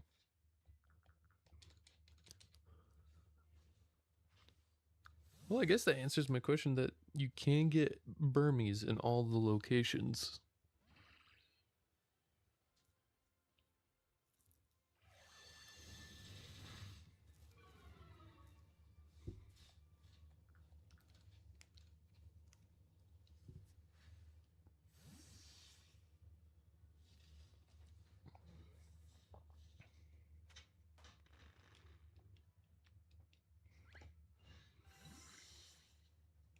$18 down. And we almost completed the struggle bus.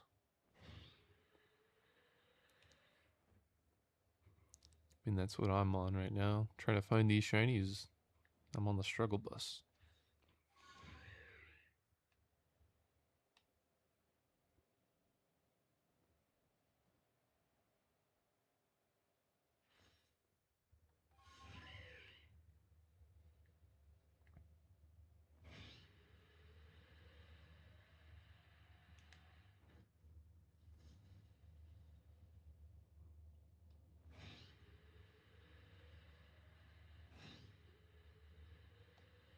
There we go, there we go.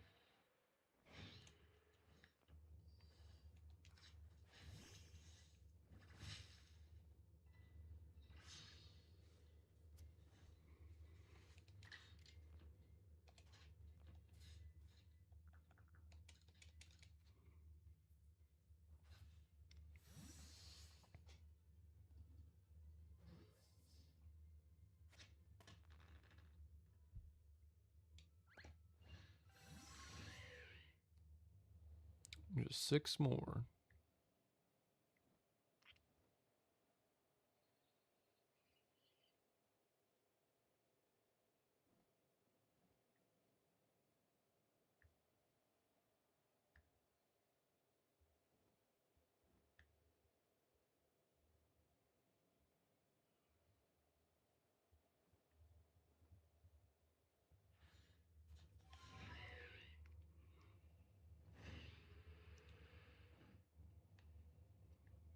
Is there any poofy trees out here?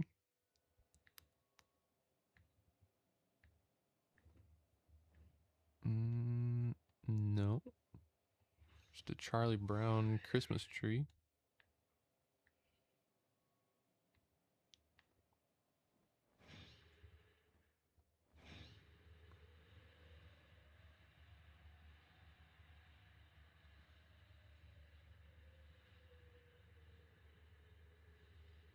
This location is definitely harder with the lack of trees everywhere. I feel like this might be the most inefficient way to hunt Burmese just because of the amount of trees that do shake in this area.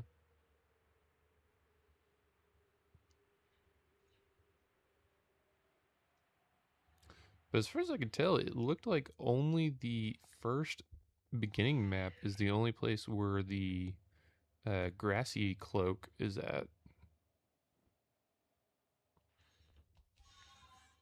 So I might have to go back there and spend some quality time trying to hunt that form.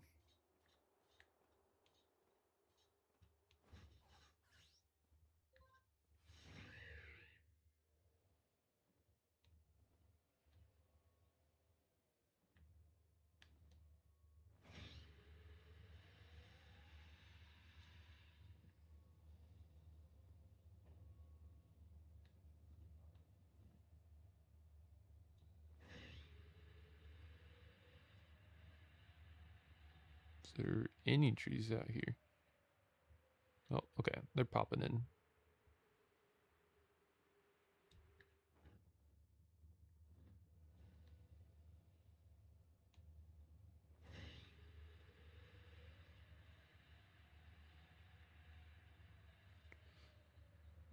Yeah, I'm gonna go back to the starting area so I can try to get the grass one.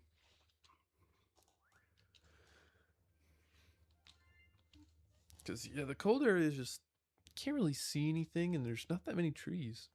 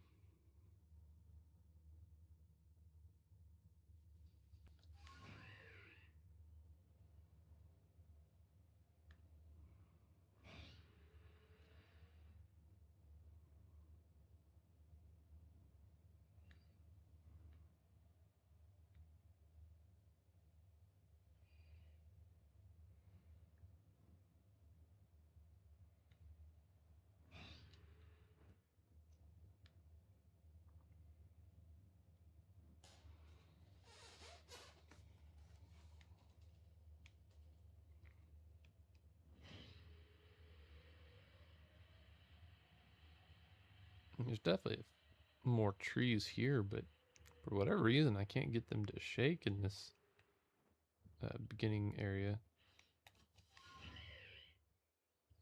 Then I also have to compete with all the comb bees out here as well.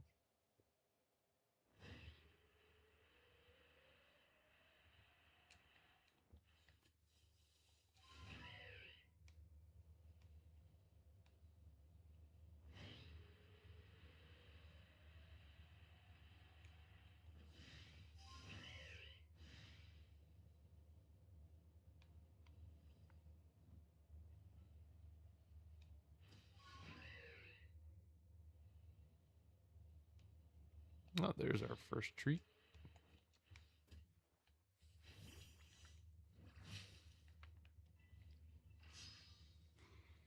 And that is what we've been looking for.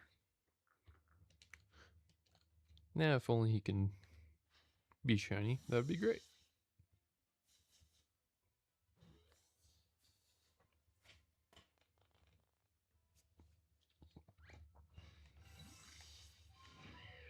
All right, 5 more Burmese and then we finish that task.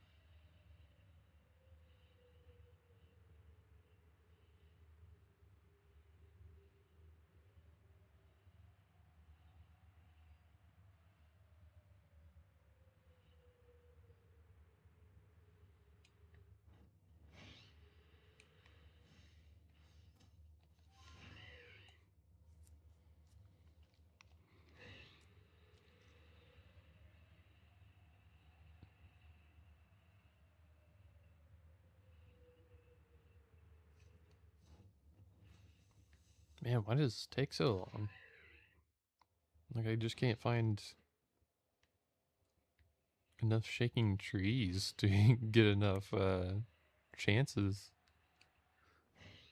Complain about it and then it pops up. That sometimes works. Oh, the Wormadam.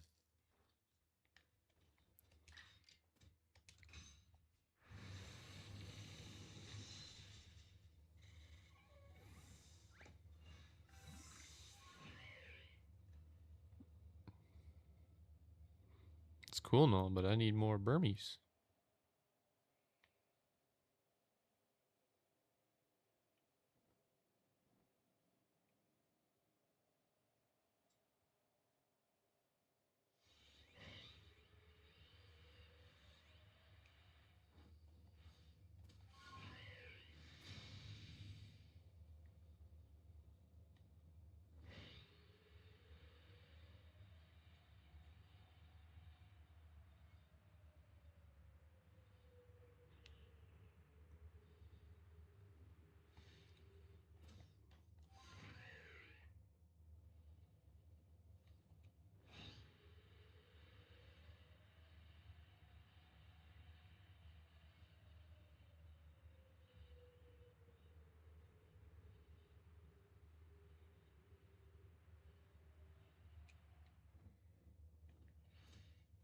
Is that Pichu?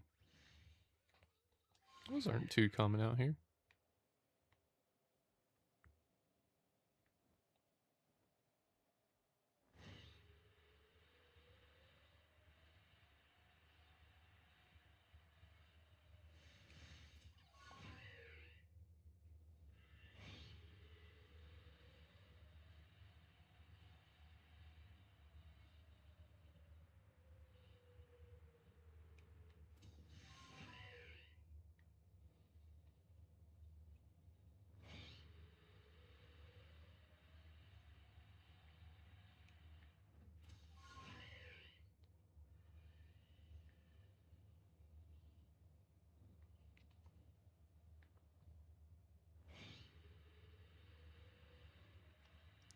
I'm going to sleep and see if that re-rolls the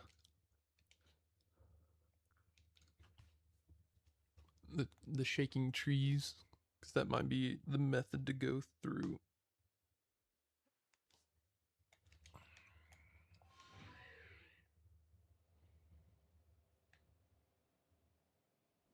Just do like a lap around the map and see if the trees shake, and if they do or don't, go back to camp and sleep and get another reroll.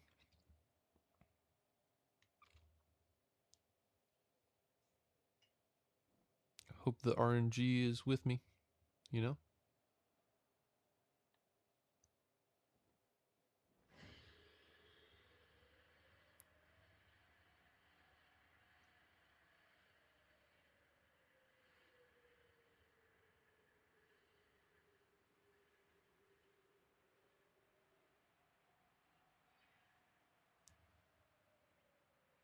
And I bet it'll, you know, the more I do this, the more it'll become like second nature. I'll be like, okay, I gotta go through these trees, go through these.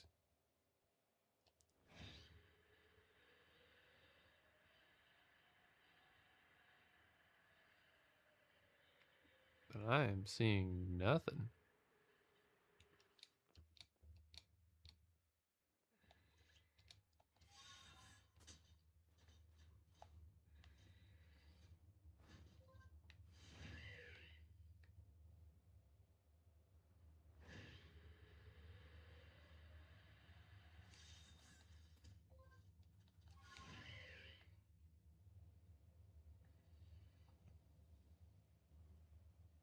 Or do these trees, you actually have to go all the way back to camp to re-roll them?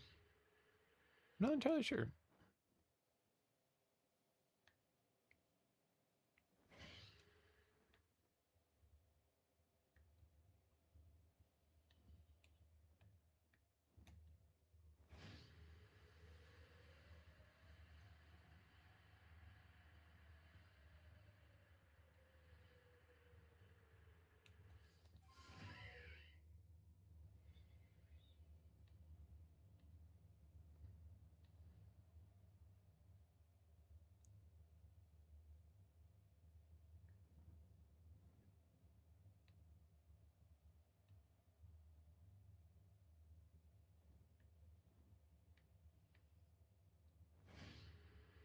Man, nothing is shaking at all.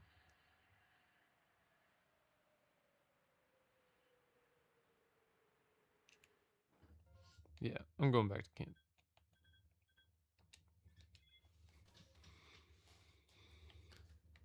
Or the village, I should say.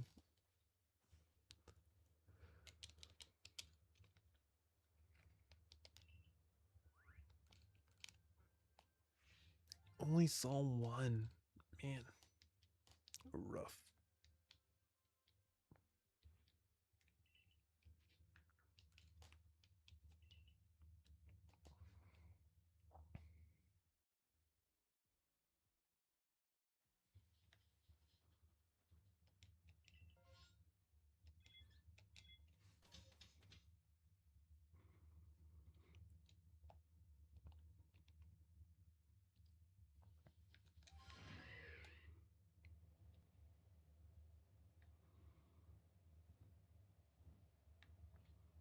All right.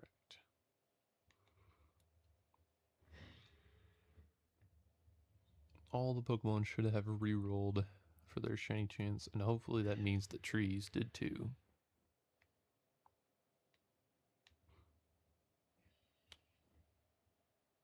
Although it's not looking good for shaking trees.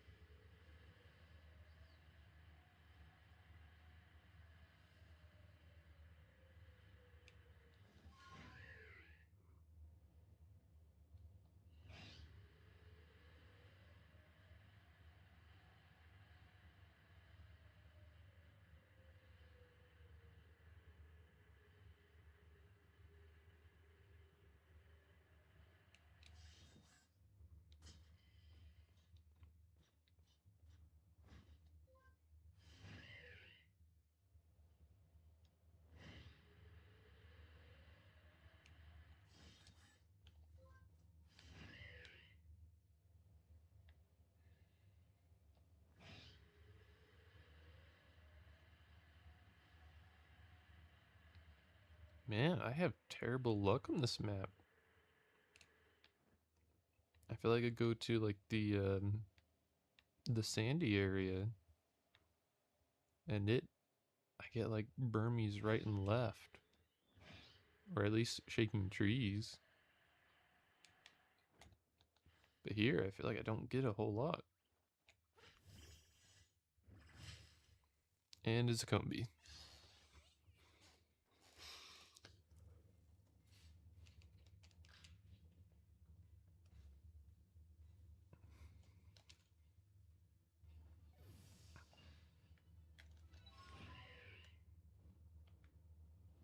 My first shaking tree was a Combi. Of course it was.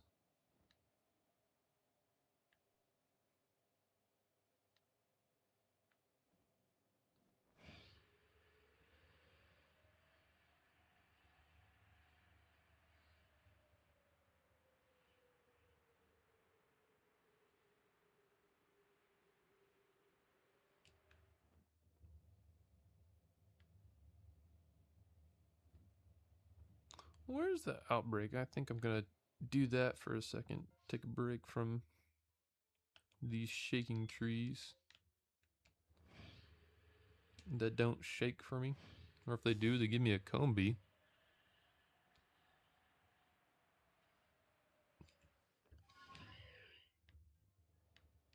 Oh, we got another one. Feels like fishing, honestly. Waiting for the... And it's a Combi. Oh.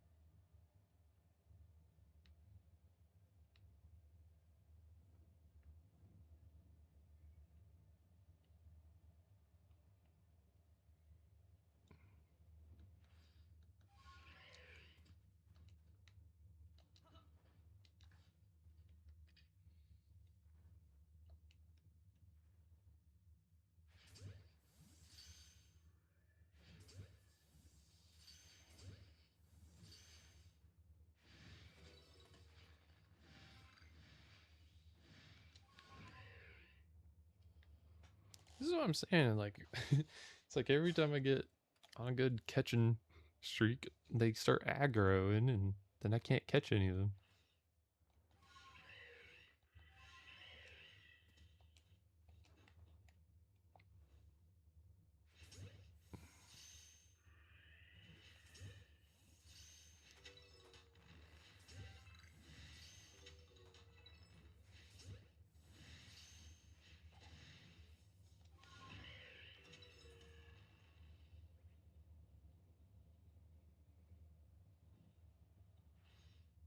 And then, sure enough, the alpha comes in, making catching that much more difficult.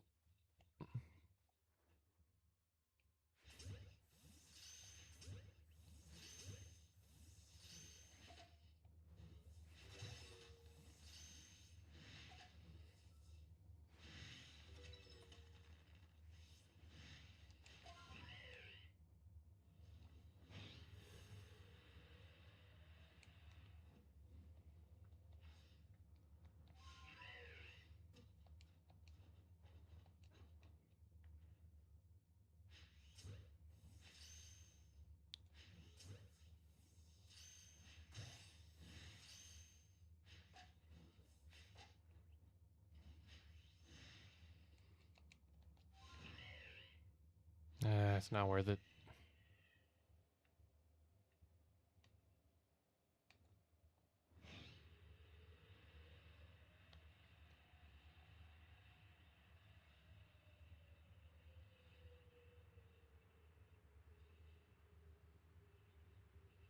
Not a single Burmy that run. I guess I'll go back to the sandy area to get those Burmese because I always felt like I had the best luck over there.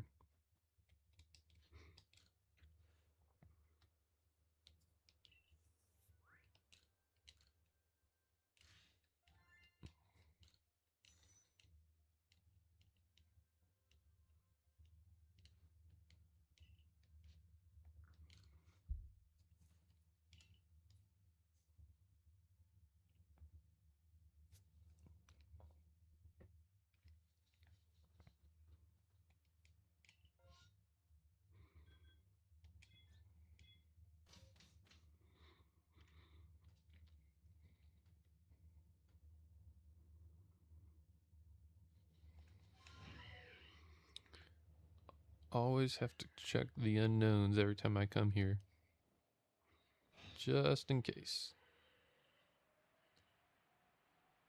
I think this was also the map that I got 2 shinies earlier, so this is definitely my luckiest map. For sure. Nope. Maybe next time.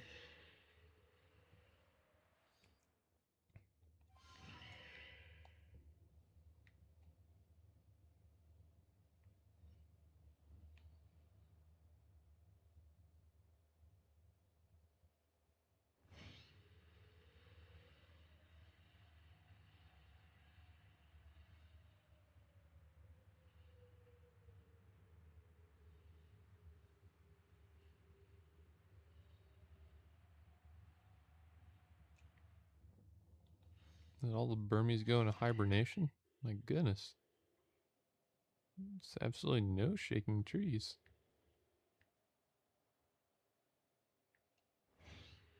I need to complain about the shaking trees more often because it seems like every time I do, that's when I get one to shake.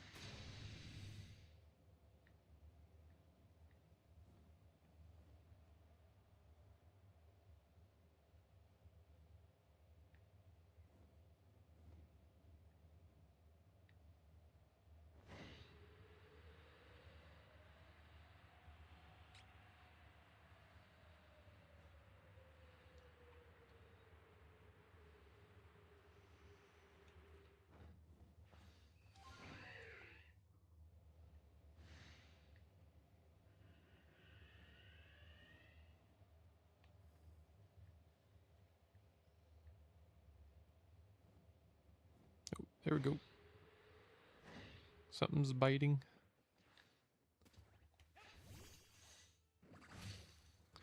A Combi, of course.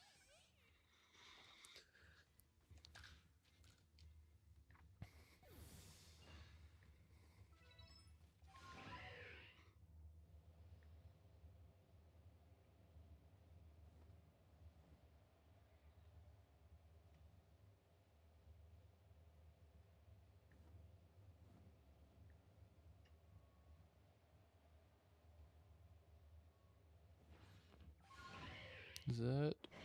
Yep, there's one right there. And watch it be a Combi. Nope, it's a Burmy. Sweet.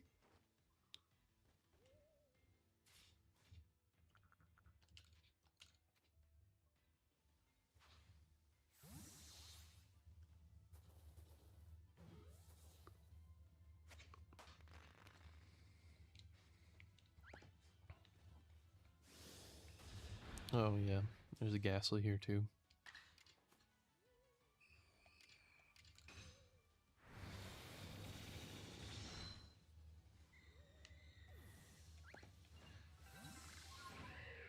Alright, 3 more Burmies to catch. I'll at least finish that one task.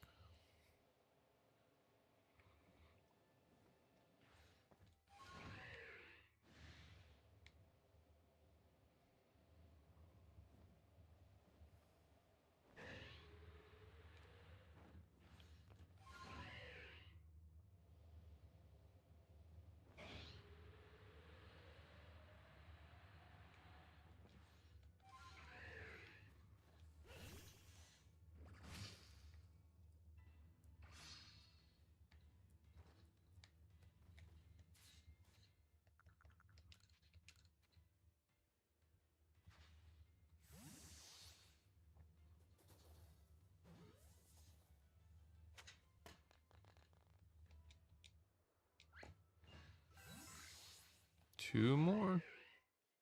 Yeah, I'm telling you, I have luck in this area so much more than any other area.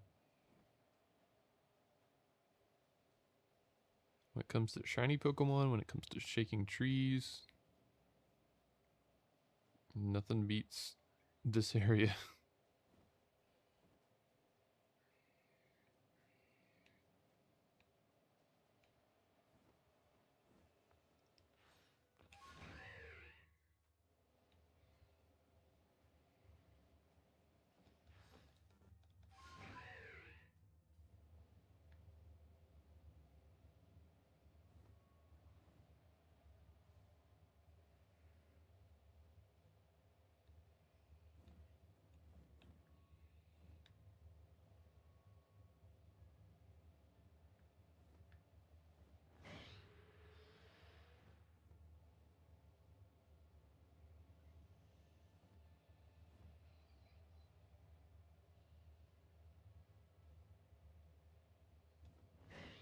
There we go, got one.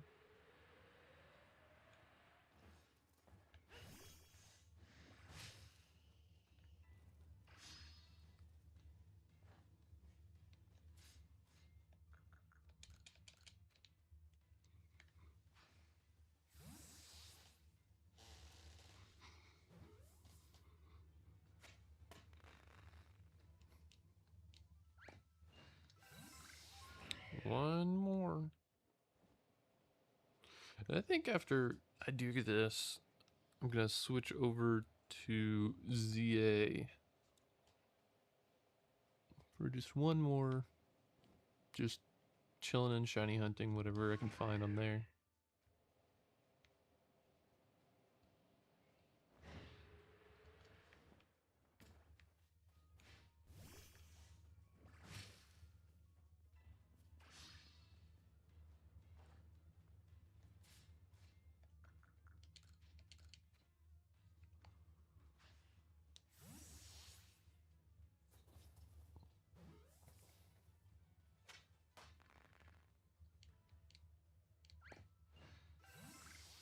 Sweet.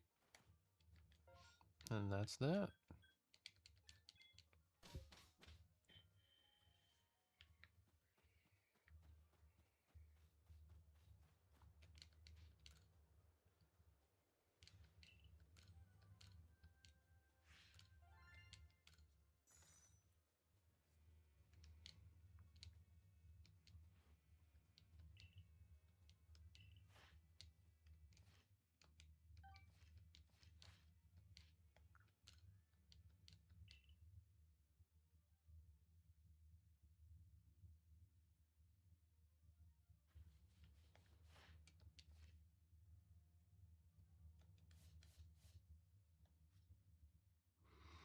Okay, so I need to defeat a lot more with flying type moves, and then I need to watch it use Struggle Bug a lot more. Well, that will be for next time. So I want to play some ZA.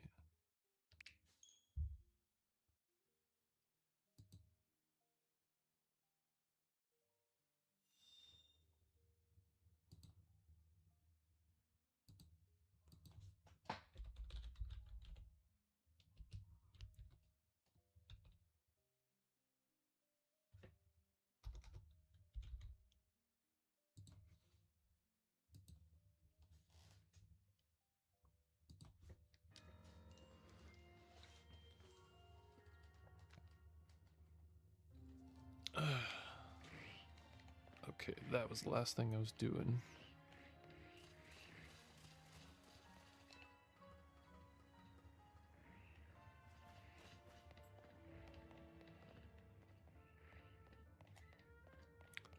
It's been just a little bit of a hot minute since I played this one.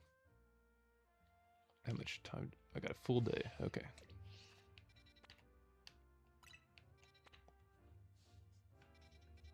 What shiny do I need to go for?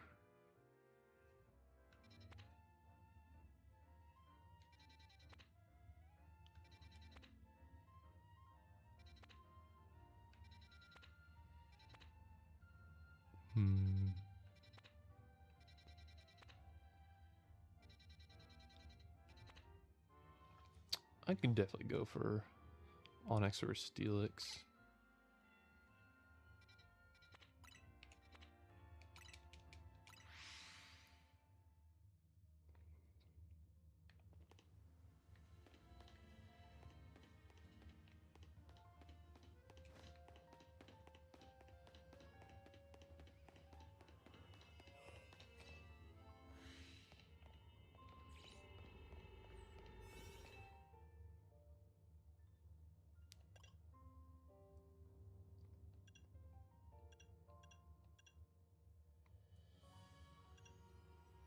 Need to stock up on my donuts as well.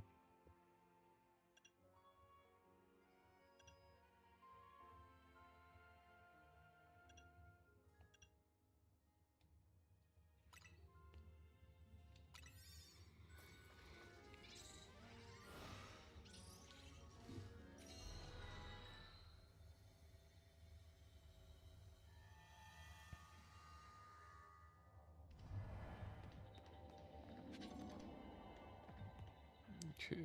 I usually like to survey the whole map, and then once I'm done surveying the map, I'll restart the area so I can have more time to go through the whole area.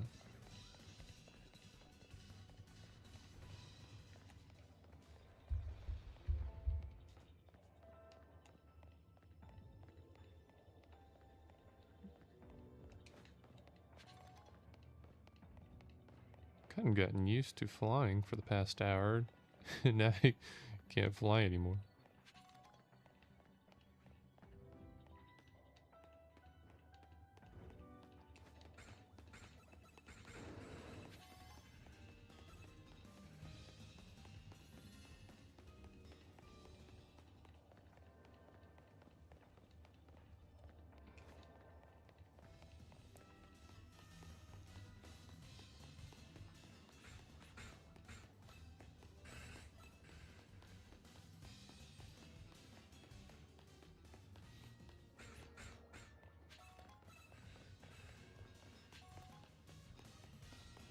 Alright, so the spawn is right there, and I got about maybe 50 feet, or whatever it is.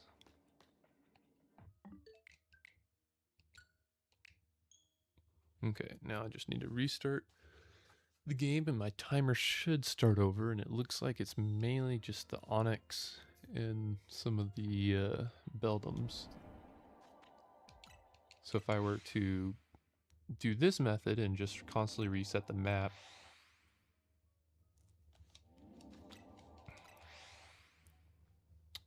re-rolls all the Pokemon within 50 meters or 100 meters. I can't remember exactly the radius.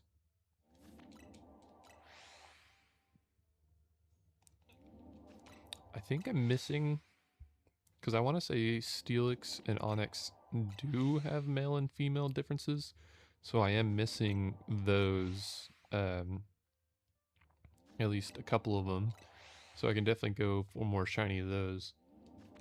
But Beldum, I do think I have the entire line.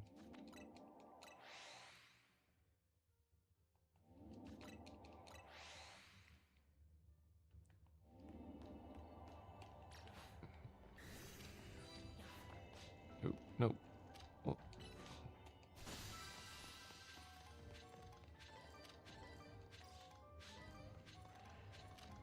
Yeah, there's really not a whole lot that spawn within my radius to even become shiny, because I think those guys are outside of my radius.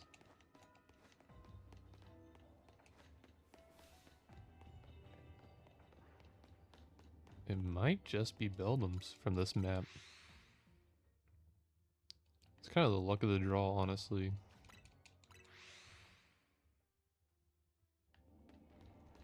And then these Pokemon are actually pretty notorious for having a very low catch rate, even when you do spawn them in.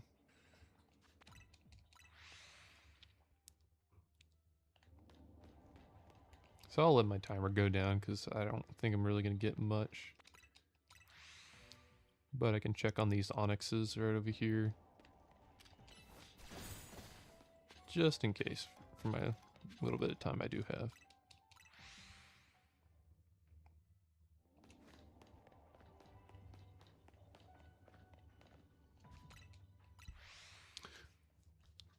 I will say I do appreciate Onyx changing like completely different colors to make it very noticeable.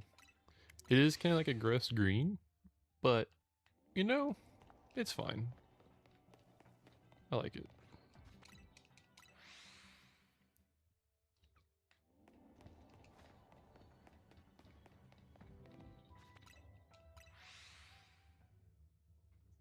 Should also keep tabs on that side as well.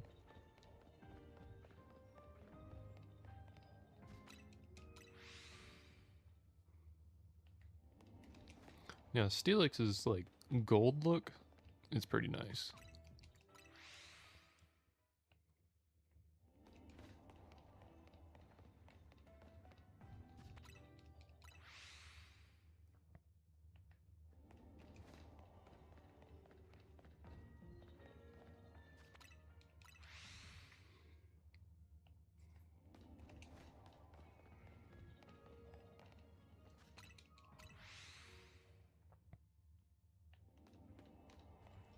Alright, it looks like I'm pretty much out of time now. Like even if something were to be shiny, I wouldn't have enough time to catch it. So, best use of my time is getting the remaining of these Pokeballs. Is that a that's a shiny right there. Okay. And ugh, dang it. I failed it. Like I said, thankfully I already had that shiny, but it does sting a little bit when you miss out on a shiny.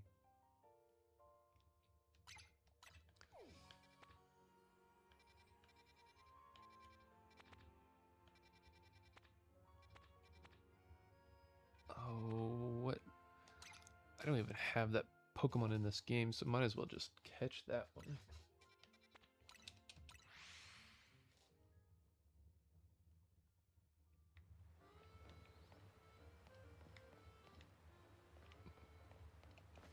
I remember how to get to it.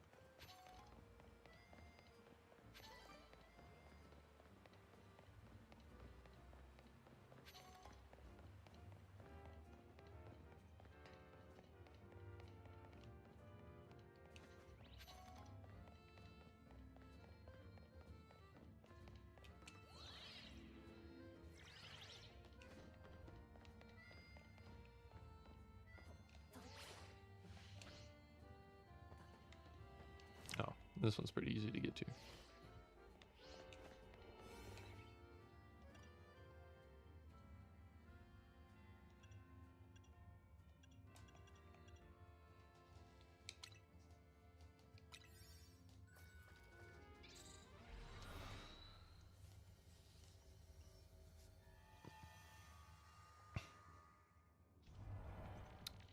Ooh, and it's actually a nice little area to shiny hunt too. I do think I pretty much have all these shiny in Pokemon Home. But I could always go for more.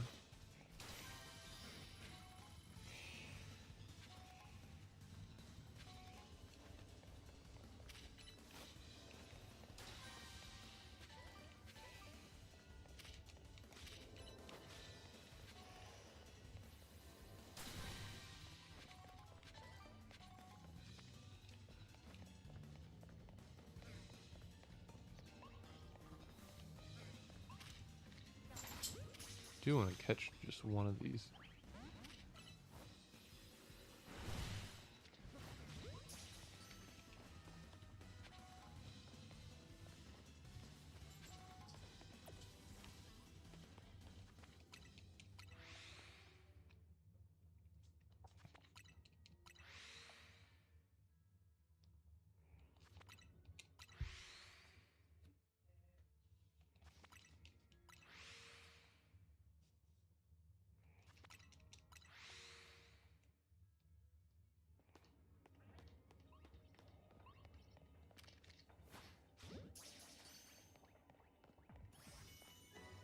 There we go. At least I have one for the Pokédex in this game.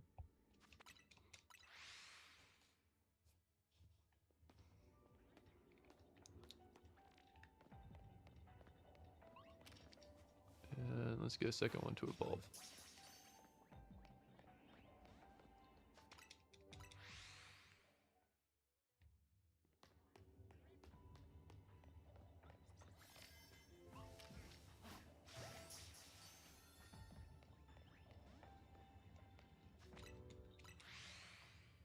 This would be an absolute amazing location to reset for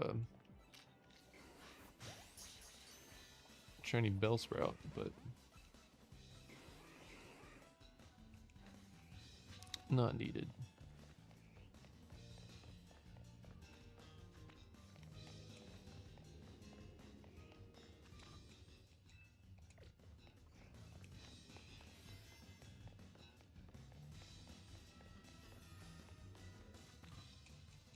Man, the aggro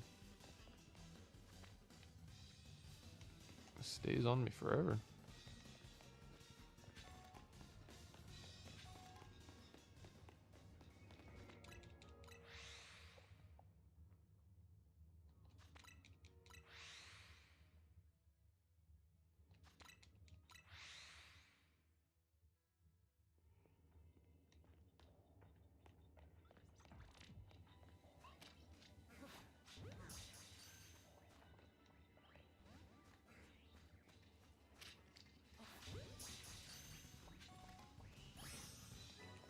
There we go. Now I got one to evolve.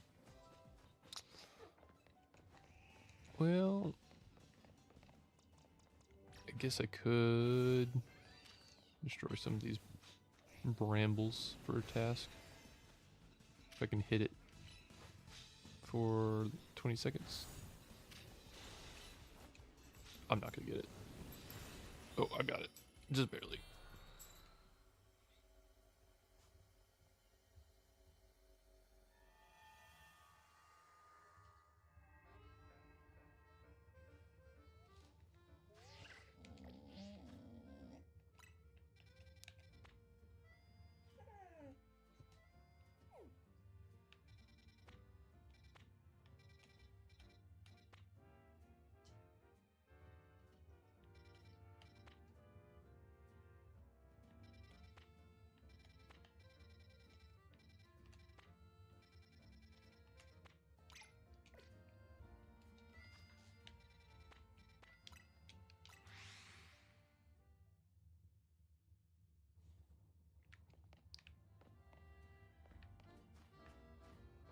Okay, how do I get up here?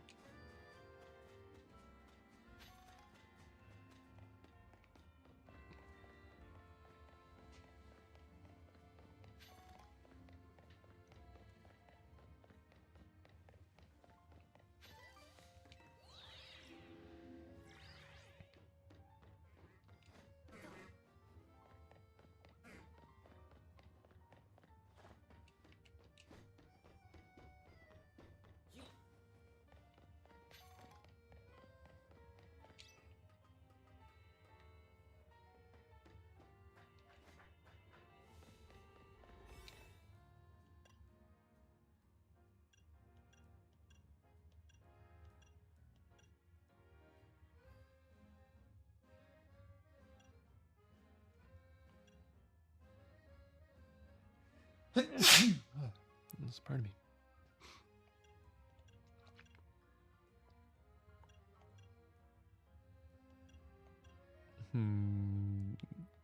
Do this one.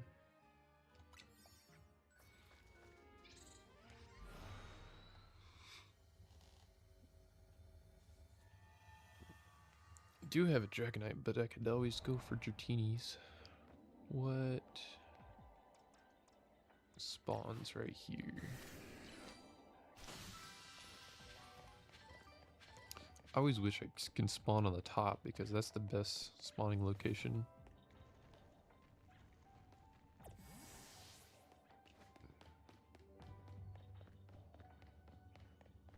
Got these fluff balls over here that I think are in radius.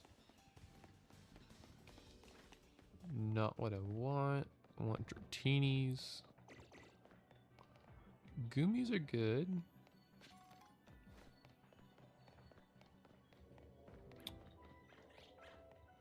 Where are all the Dratini's? Let me guess, they're upstairs.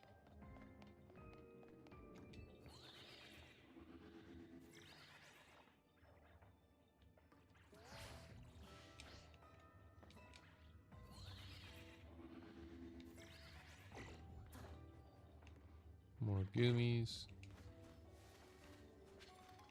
Goomies.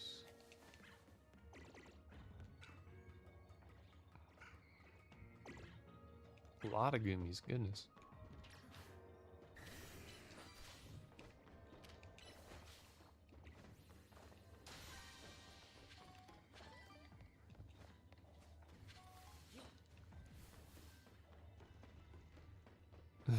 Oh, there's their Dratini's. Goodness.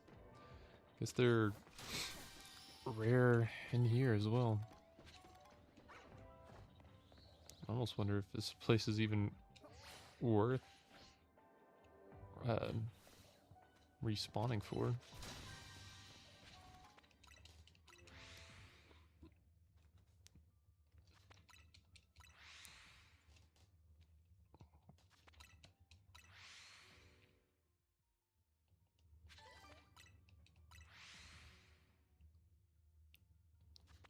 Midnight snack? Holy cow.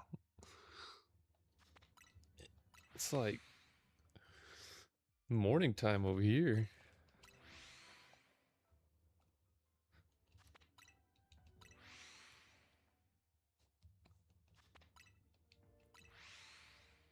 But yeah, I played Arceus for an hour and I actually got to... Oh, you're in Japan. That's so cool. But yeah, I played Arceus for about an hour and I got 2 shinies that I wasn't looking for, which was cool. But man, I I couldn't get the ones that I was looking for, a Burmy and some unknowns. And so I hopped back over to Legends ZA and I failed a shiny. I already had it, but I found a Yama, so the blue Yama, and I got Bibarel, Bidoof's Evolution. So I got those two.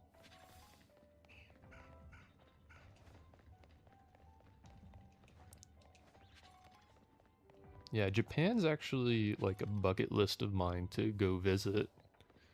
Um, actually, along with collecting shiny Pokemon. Oh, there's something. Shiny Pokemon in the games. I also collect figurines, and I always wanted to go to Japan because their Pokemon figurines.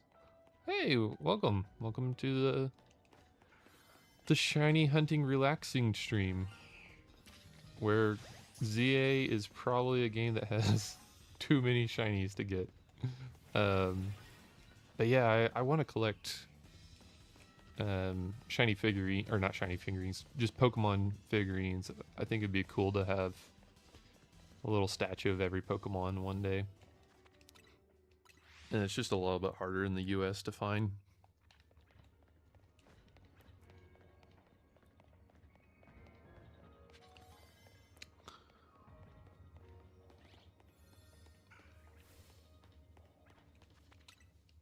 But yeah, I just, for those who just hopped in, yeah, I'm just collecting shinies for my national decks in Pokemon Home.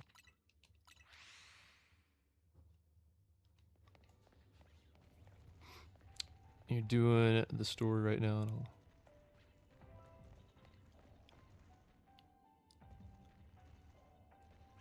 Oh yeah, man. Once you get to the Mega Dimension, leveling up Pokemon is super easy. You get a ton of rare candy in this game.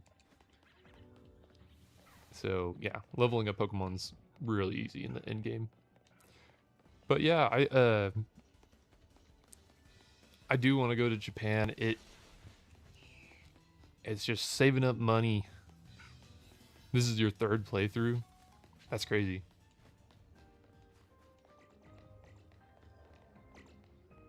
This is still my first playthrough, and I'm trying to get the entire Pokédex shiny. At least what I can. Actually, let me see. Switching over to these different games, I always find it hard to hit the buttons. Okay, so here's my current Pokédex, which I have everything from the base game.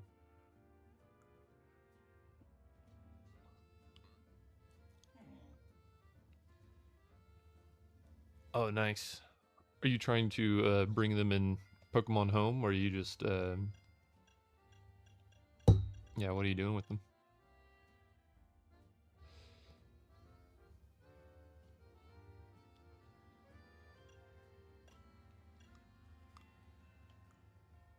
Switch Pokédex, there we go.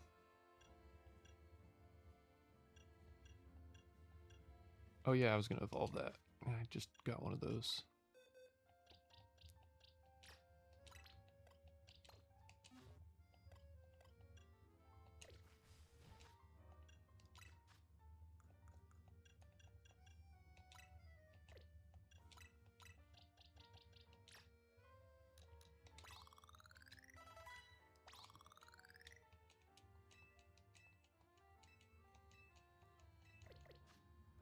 One of my favorite things about ZA is the part where you can just choose when to evolve a Pokemon.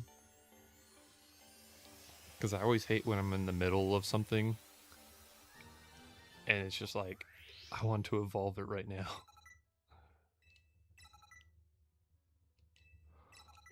Why does my Delphox not have a Mega Stone? That's a great question.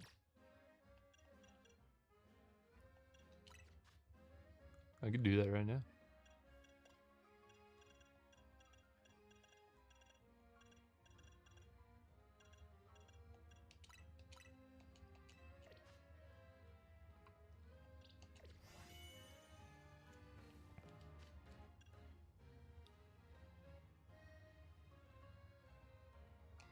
Yeah, that's I have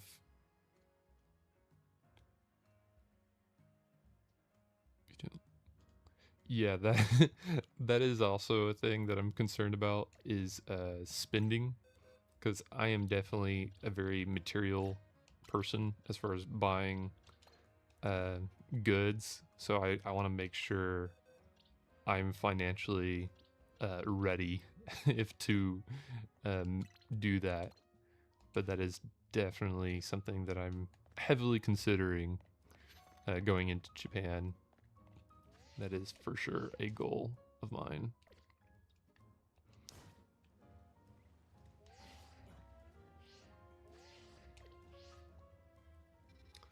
You're also doing all the side quests before continuing the story.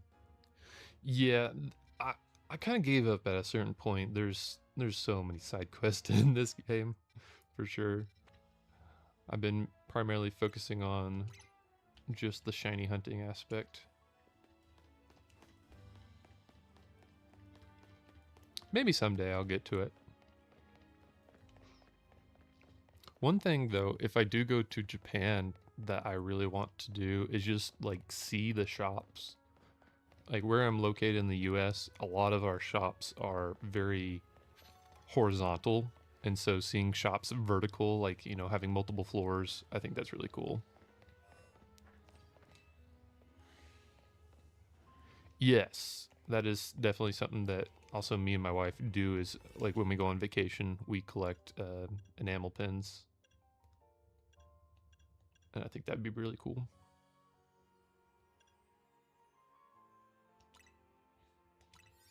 Or she can get like the plushy Pikachus of that location too.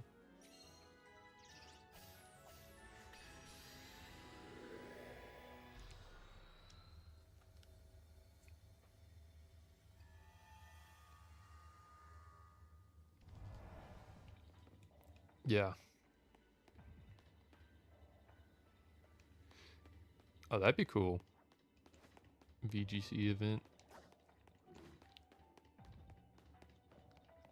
I've gone to card shows before, but they're like, you know, non-Pokemon sponsored. They're just simply a,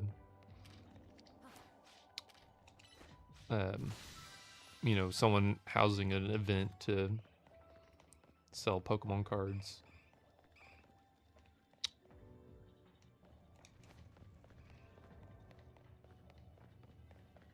Okay. I think I can get an Eevee out of this.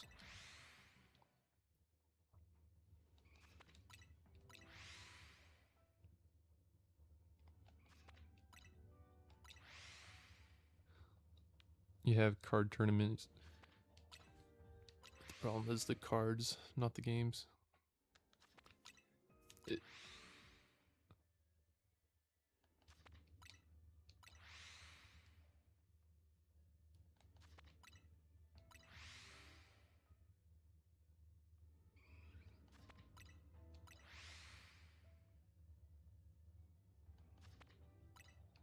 oh, yeah. So you're saying like you have a bunch of like card tournaments where you're at or card shows, but no one does the actual games.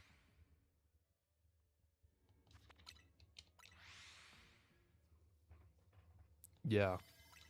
Card art is honestly really beautiful. I don't really play the card game, but I definitely collect the cards. Uh, the problem with Pokemon card collecting is just the amount of. Ooh, that's a shiny. That's a really good shiny too. Sweet. Um, the problem with the game or the cards is just the price of them. Like, holy cow. People they make the it's really hard to get into Pokemon cards when scalpers and the aftermarket for just the cool art is like $100 for something. I'm just like, man, I don't want to spend $100, especially when I want multiple.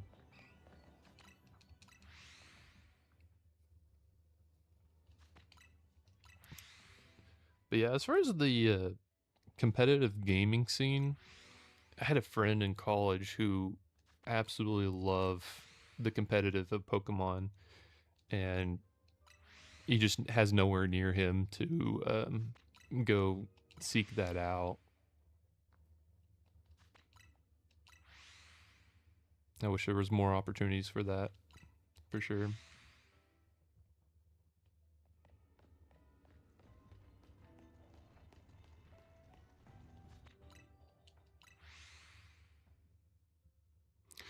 That's actually like the same rule I apply when I'm going for cards, is I'll buy a pack, and if the pack is not like retail price, I'm not buying the pack. And then for singles, I do the same thing. I'll look for any card to buy that's under $5.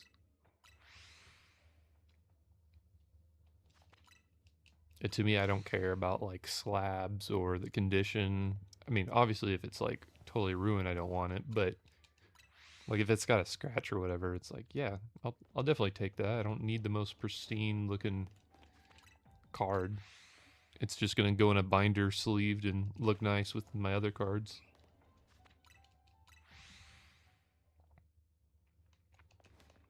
But the problem with, like I say, with scalpers, sometimes you can't even find the cards out in public at a local retail. I've seen a few recently. It's been a little bit easier to find them, but sometimes it's ridiculous out here.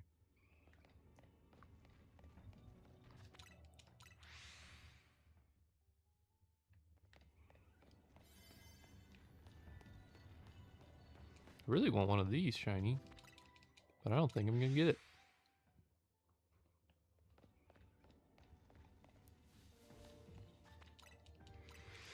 Yeah, yeah. Like I was saying, my friend from college, um, he was gonna actually like start a whole YouTube series on champions and go all out for it, and it just the whole scene of it just didn't become what he wanted.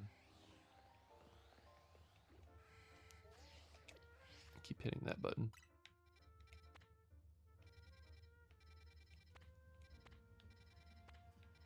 I think I'm going to roll for...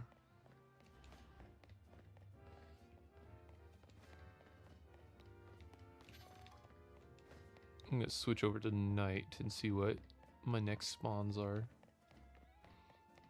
Yeah, I actually never even... Like I said, I'm not competitive, so I never played champions even once. Where's the nearest bench? But I've watched a couple of YouTube videos on it. But yeah, I'm more of a collector, so I'll rather collect the physical cards. And I played the TCG Pocket when that came out.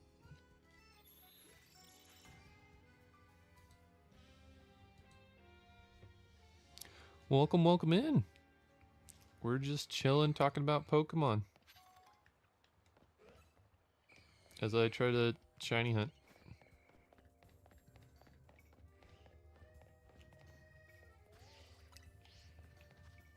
And let's see, what are my options now? Pupitar. Another Dratini option. Ooh, I don't have that Pokemon.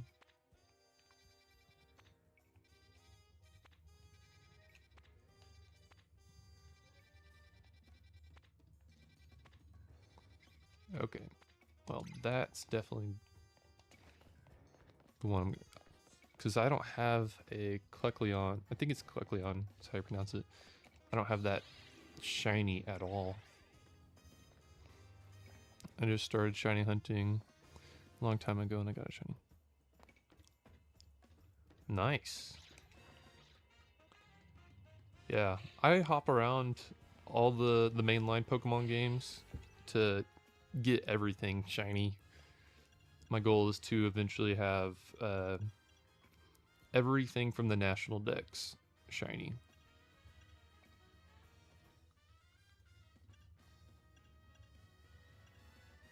Okay, I do want to spend a little bit more time, so I'm going to use a bigger donut.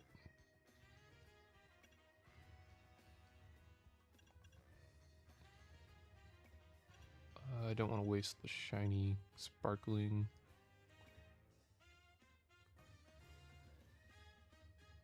Alright, let's see if this will do. Yeah, this is definitely one I want to go for, so hopefully I get a good spawn so I'm able to reset this area over and over again. Okay, got some Pidgeotos. I can get a black Furfuru.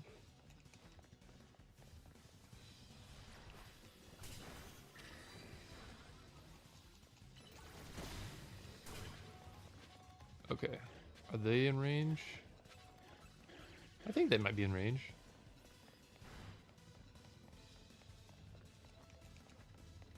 So let me de-aggro and let me start respawning.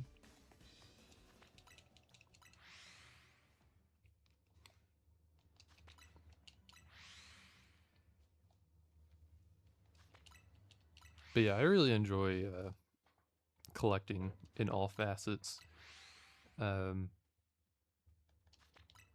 Shiny hunting in Pokemon games is definitely a cheap way of collecting, although I guess it's expensive because you're taking your time. But when it comes to Pokemon cards, I can't collect them all because they're so expensive. They should make the hyperspace be the spawn range. Yeah, I agree. Honestly, that'd be amazing. So I can respawn the whole map.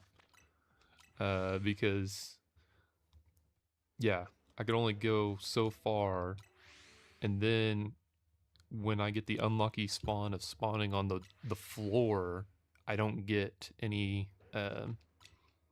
on the rooftops. Because in the game mechanics, if you spawn on the rooftop, you can actually shiny hunt anything from the rooftop and below.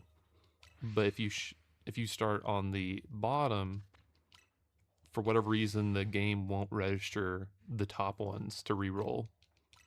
So it gets kind of frustrating.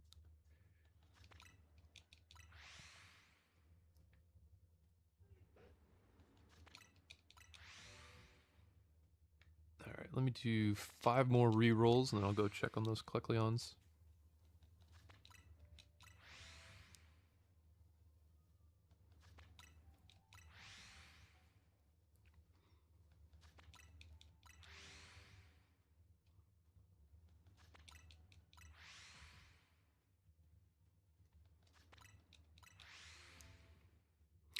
I totally forgot to count. That should be fine enough though.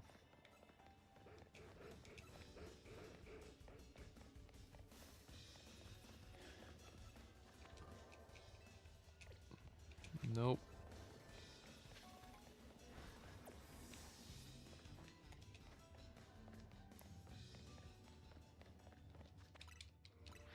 Drew another 10.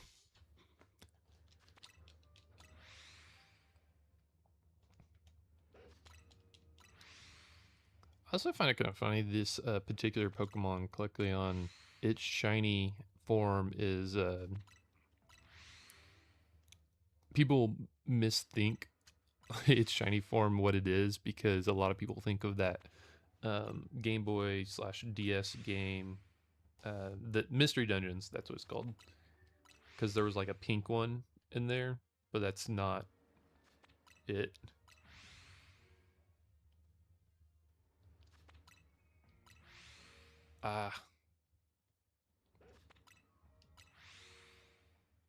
As far as a championship.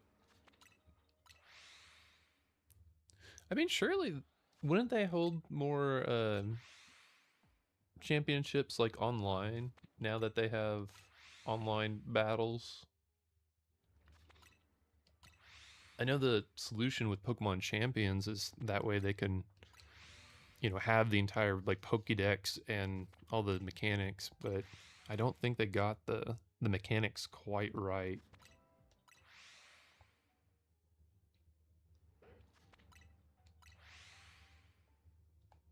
That'd be cool. Sounds like a little fun trip as well.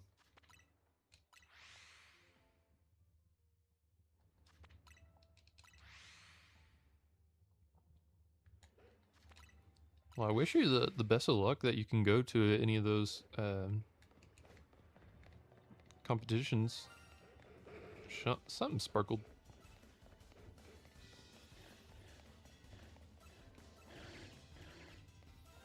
Ah, there. Sweet.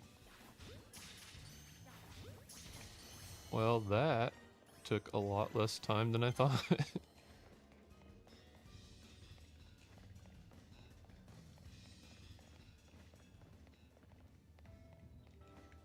Yeah.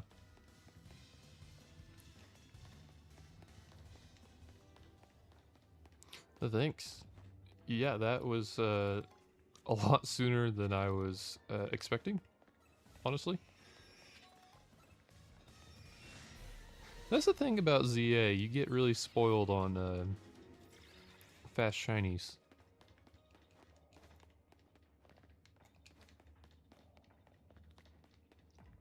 And I think I actually have all the Fufuru's and Pidgeotos. So I think I'm actually pretty solid in this area. Might as well catch or do like the last few tasks in here while I have time in the hyperspace.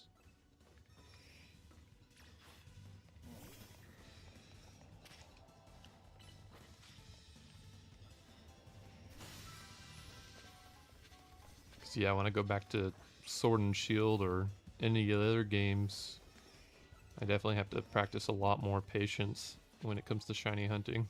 It takes a lot more time.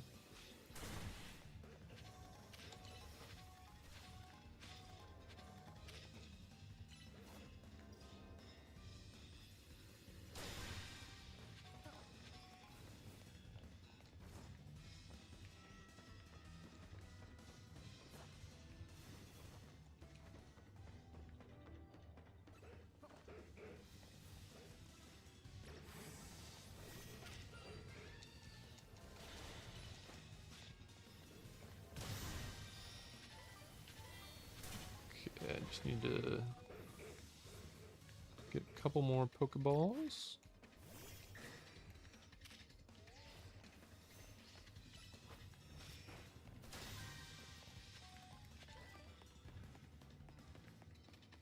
One more.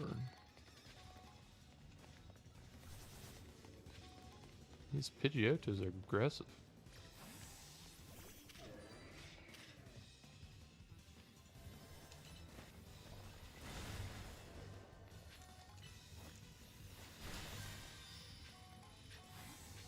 Alright.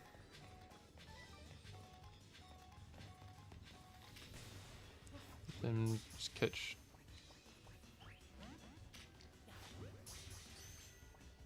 3 species, and I think I'll finish this little area up. What was it? Oh yeah, Furfuru is the other species out here.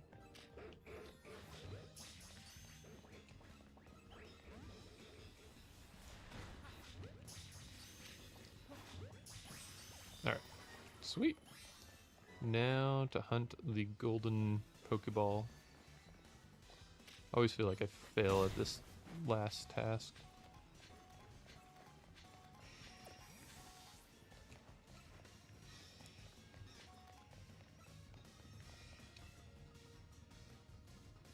Yeah, I don't know if I'll be able to get it.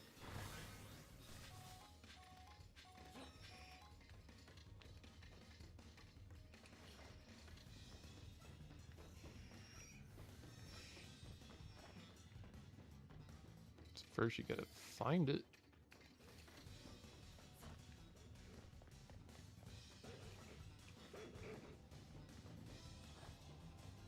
Yep, nope, I didn't get it. But the shiny is what I was here for, and that's what I got, so I would say that's a win-win.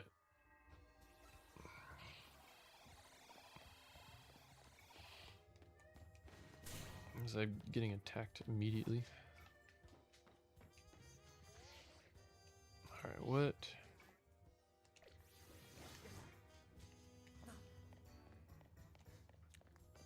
what should I shiny hunt next?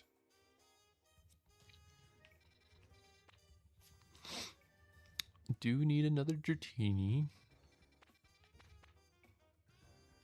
Oh, I actually need one of those guys.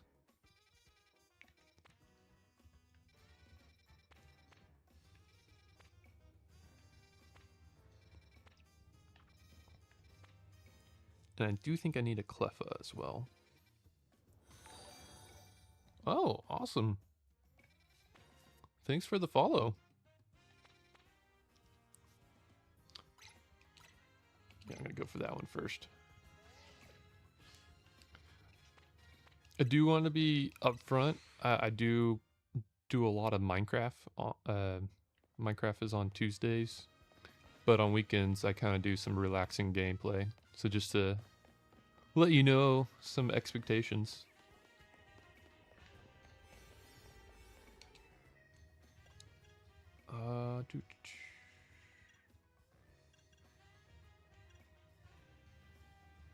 Yeah, I'll deal with the alpha power. I'm not a huge fan of alphas being all over the map, but it gives me 7 minutes.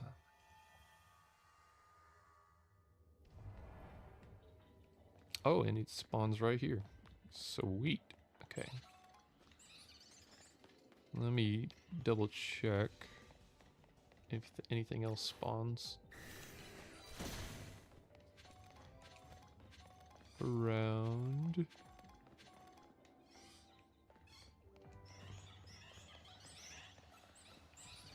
Okay.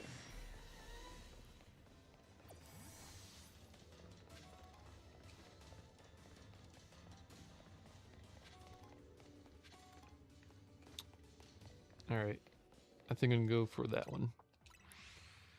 I always butcher the name of this Pokemon, so I'm not going to say it on stream to embarrass myself, but its shiny form, I want to say, is like, almost makes it look sunburnt. It's kind of like a red looking Pokemon when it's shiny.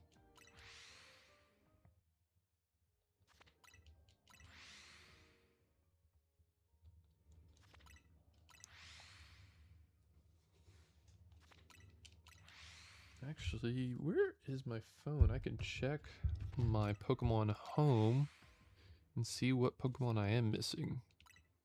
So I'm trying to remember if it's the pre-evolution or the evolution that I'm missing for this line.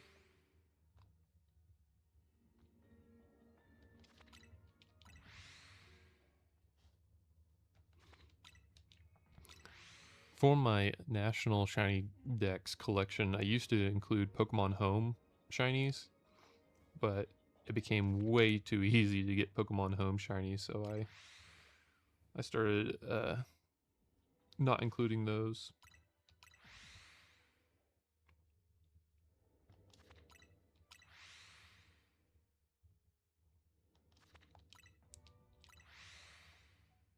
This is a 6th gen Pokemon, right? Yeah. Okay, so it is the pre-evolution, so this exact Pokemon is the one I need.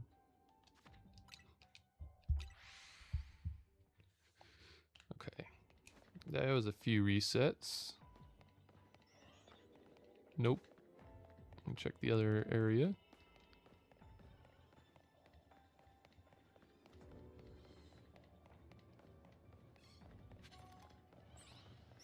Nope.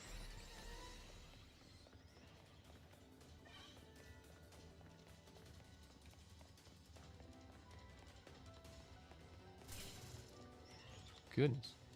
Those things chase you for a while.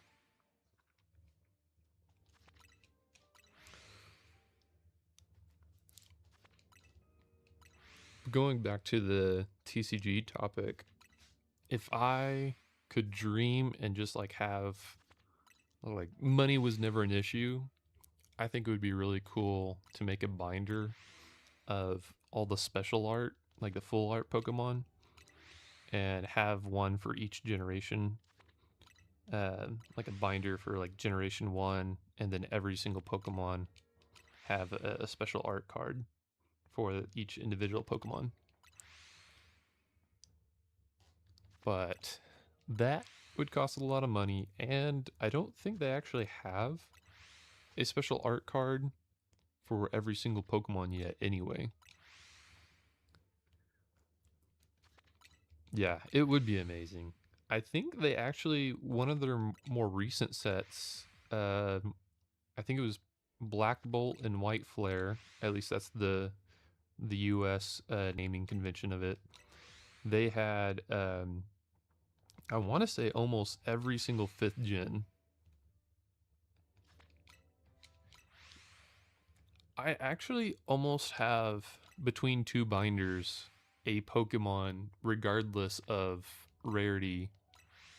I think I'm only missing 5 Pokemon out of the 1,025 Pokemon. So I actually, between 2 binders, do have that. But I want to upgrade it to have like the special full art of every Pokemon. But yeah, like I was saying, for Generation 5, they pretty much did that for yeah, that black and white set. Well, thanks. But what sucks about that set in particular, it's so expensive in the aftermarket. And since it was a special set, it's really hard to find. Like, they don't reprint special sets that often of Japanese cards. Yeah, that'd be cool. I do have a few shops nearby that do sell Japanese cards, um, but they don't sell them as singles. They do in their online store, but I don't like buying online as much as I like to see the card on the shelf as much. Because I was thinking about buying Japanese cards because they're actually slightly cheaper than the English ones here in America. Because there's my sunburnt one. Sweet. ZA shinies are so easy. I love and hate it because it's feels less of a reward, but also I like having them. So, double-edged sword for sure. What other Pokemon are on this map?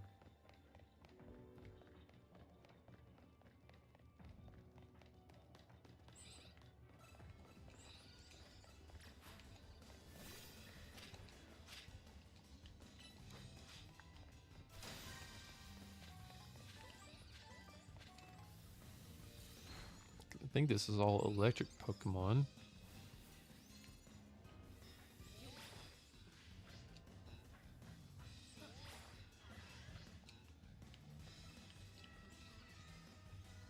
I think I saw a Mareep there. Oh, nope, I can't get up there.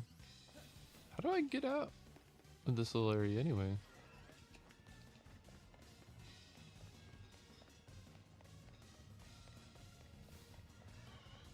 Oh, gotta do some more parkour to get out of here.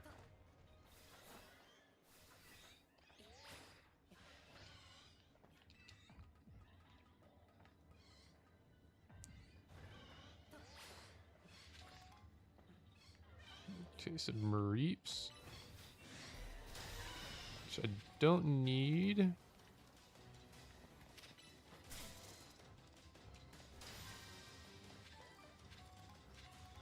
What else do we got? I remember seeing Pichus. Which I do think I have a Pichu from Scarlet and Violet. So I might be good on that.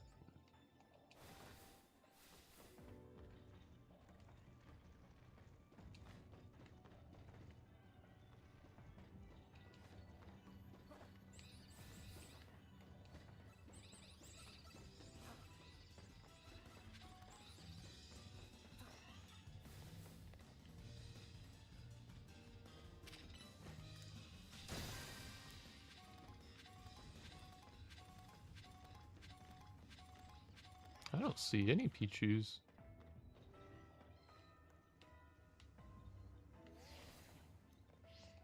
That's okay. I got what I wanted out of here, though.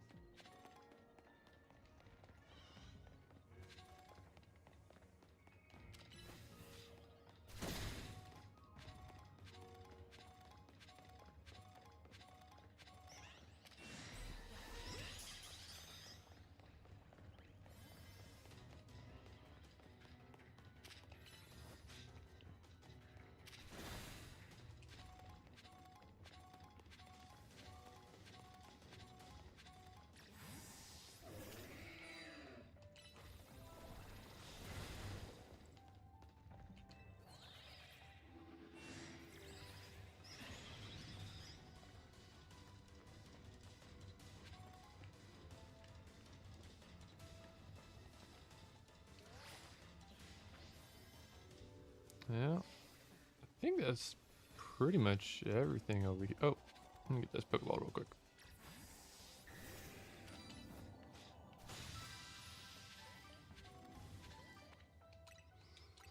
I think I'm okay actually exiting this hyperspace early.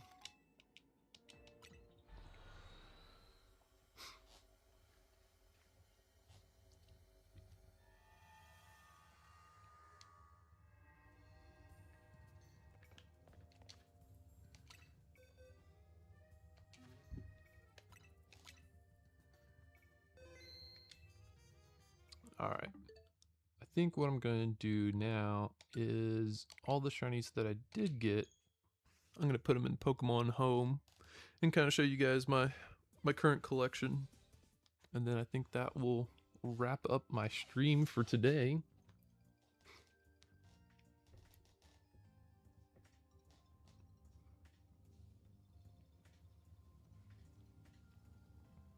But yeah, this was kind of fun doing Pokemon. I've never streamed Pokemon before.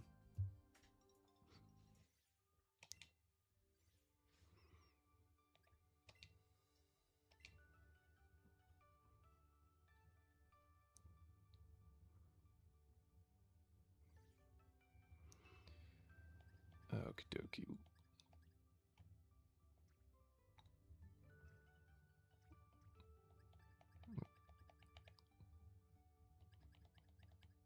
So that one was a female by Brill.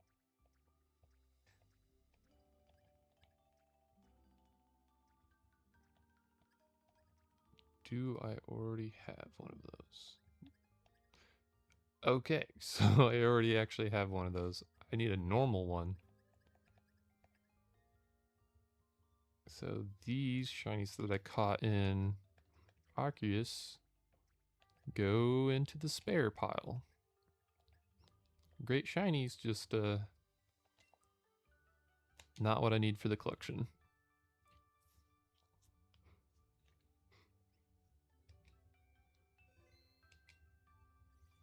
But I did get some from ZA today that definitely I do need for the collection.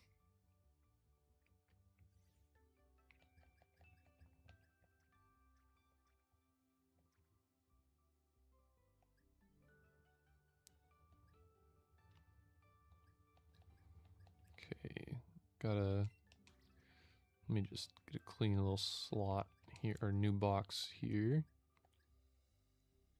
Yes, yeah, I think you were out when I was talking about that in Arceus, but I do plan to get all 28 nodes.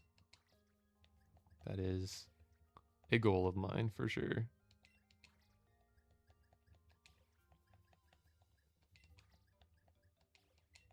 I think these are all the shiny Pokemon that I've caught recently.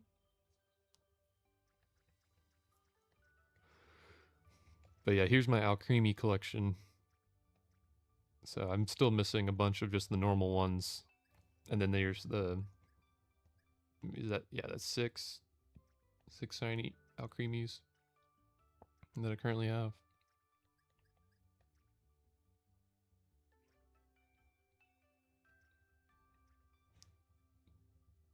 Yeah. It could be a bit extra for sure, but I love collecting. This is another one that's gonna be challenging, is the Vivians, because the best way to shiny hunt them is in Scarlet and Violet, but to shiny hunt them you have to use Pokemon Go and get a postcard from the region that they're from, and then you can shiny hunt it in Scarlet and Violet, which I've done a few times, but some of these are a little bit harder. And I want to say some of these Vivians are actually old Vivians that I have from other accounts, because I'm trying to catch every single Pokemon myself. So yeah, some of these aren't even my actual OT, which I'll have to change eventually. But they're kind of like just placeholders for now.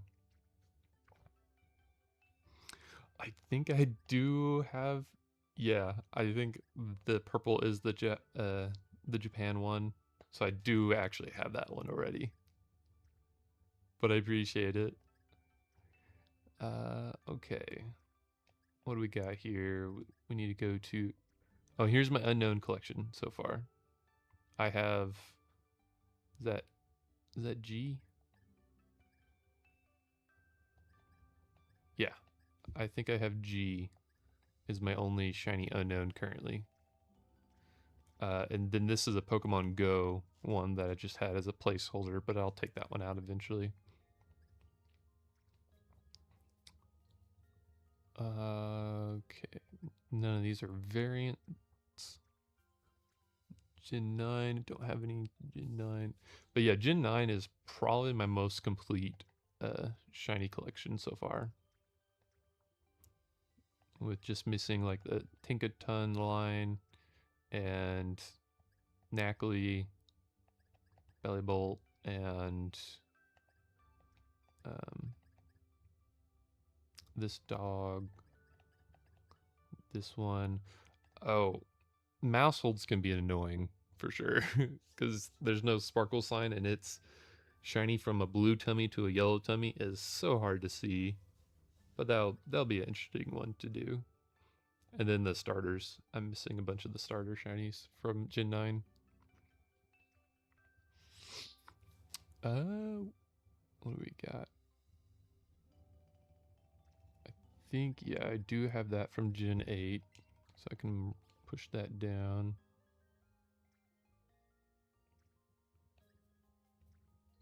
Gen 7. I don't think there's anything from Gen 7 that I need. Generation 6. Sunburnt. I almost got this box done. I just need... Yeah, with ZA, Generation 6 is really easy to shiny hunt now. So Generation 6 is almost completely done.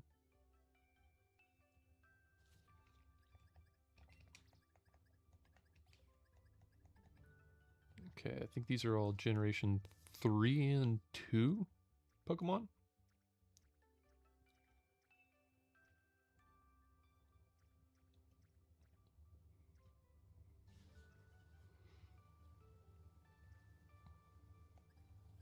And I actually want to no, that one's good.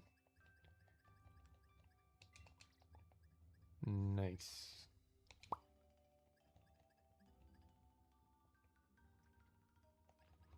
And I already have one of those. Altaria.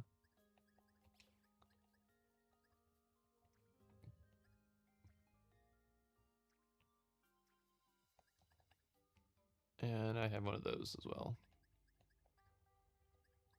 I actually need a Ralts.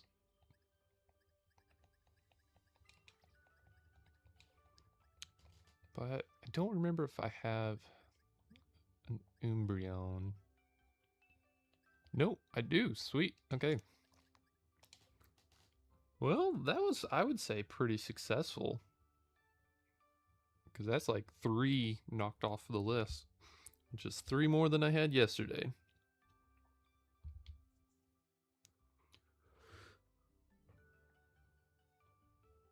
Well, thank you for joining. Like I said, I think I'm going to end the stream there. I'm going to now go back to some Minecraft and get some stuff ready for my next YouTube video and get working on that. But yeah, Tuesday, I'll be back in the world of Evertease and Minecraft. And then I think I'm going to try to make this a regular thing unless I'm busy on Saturdays of...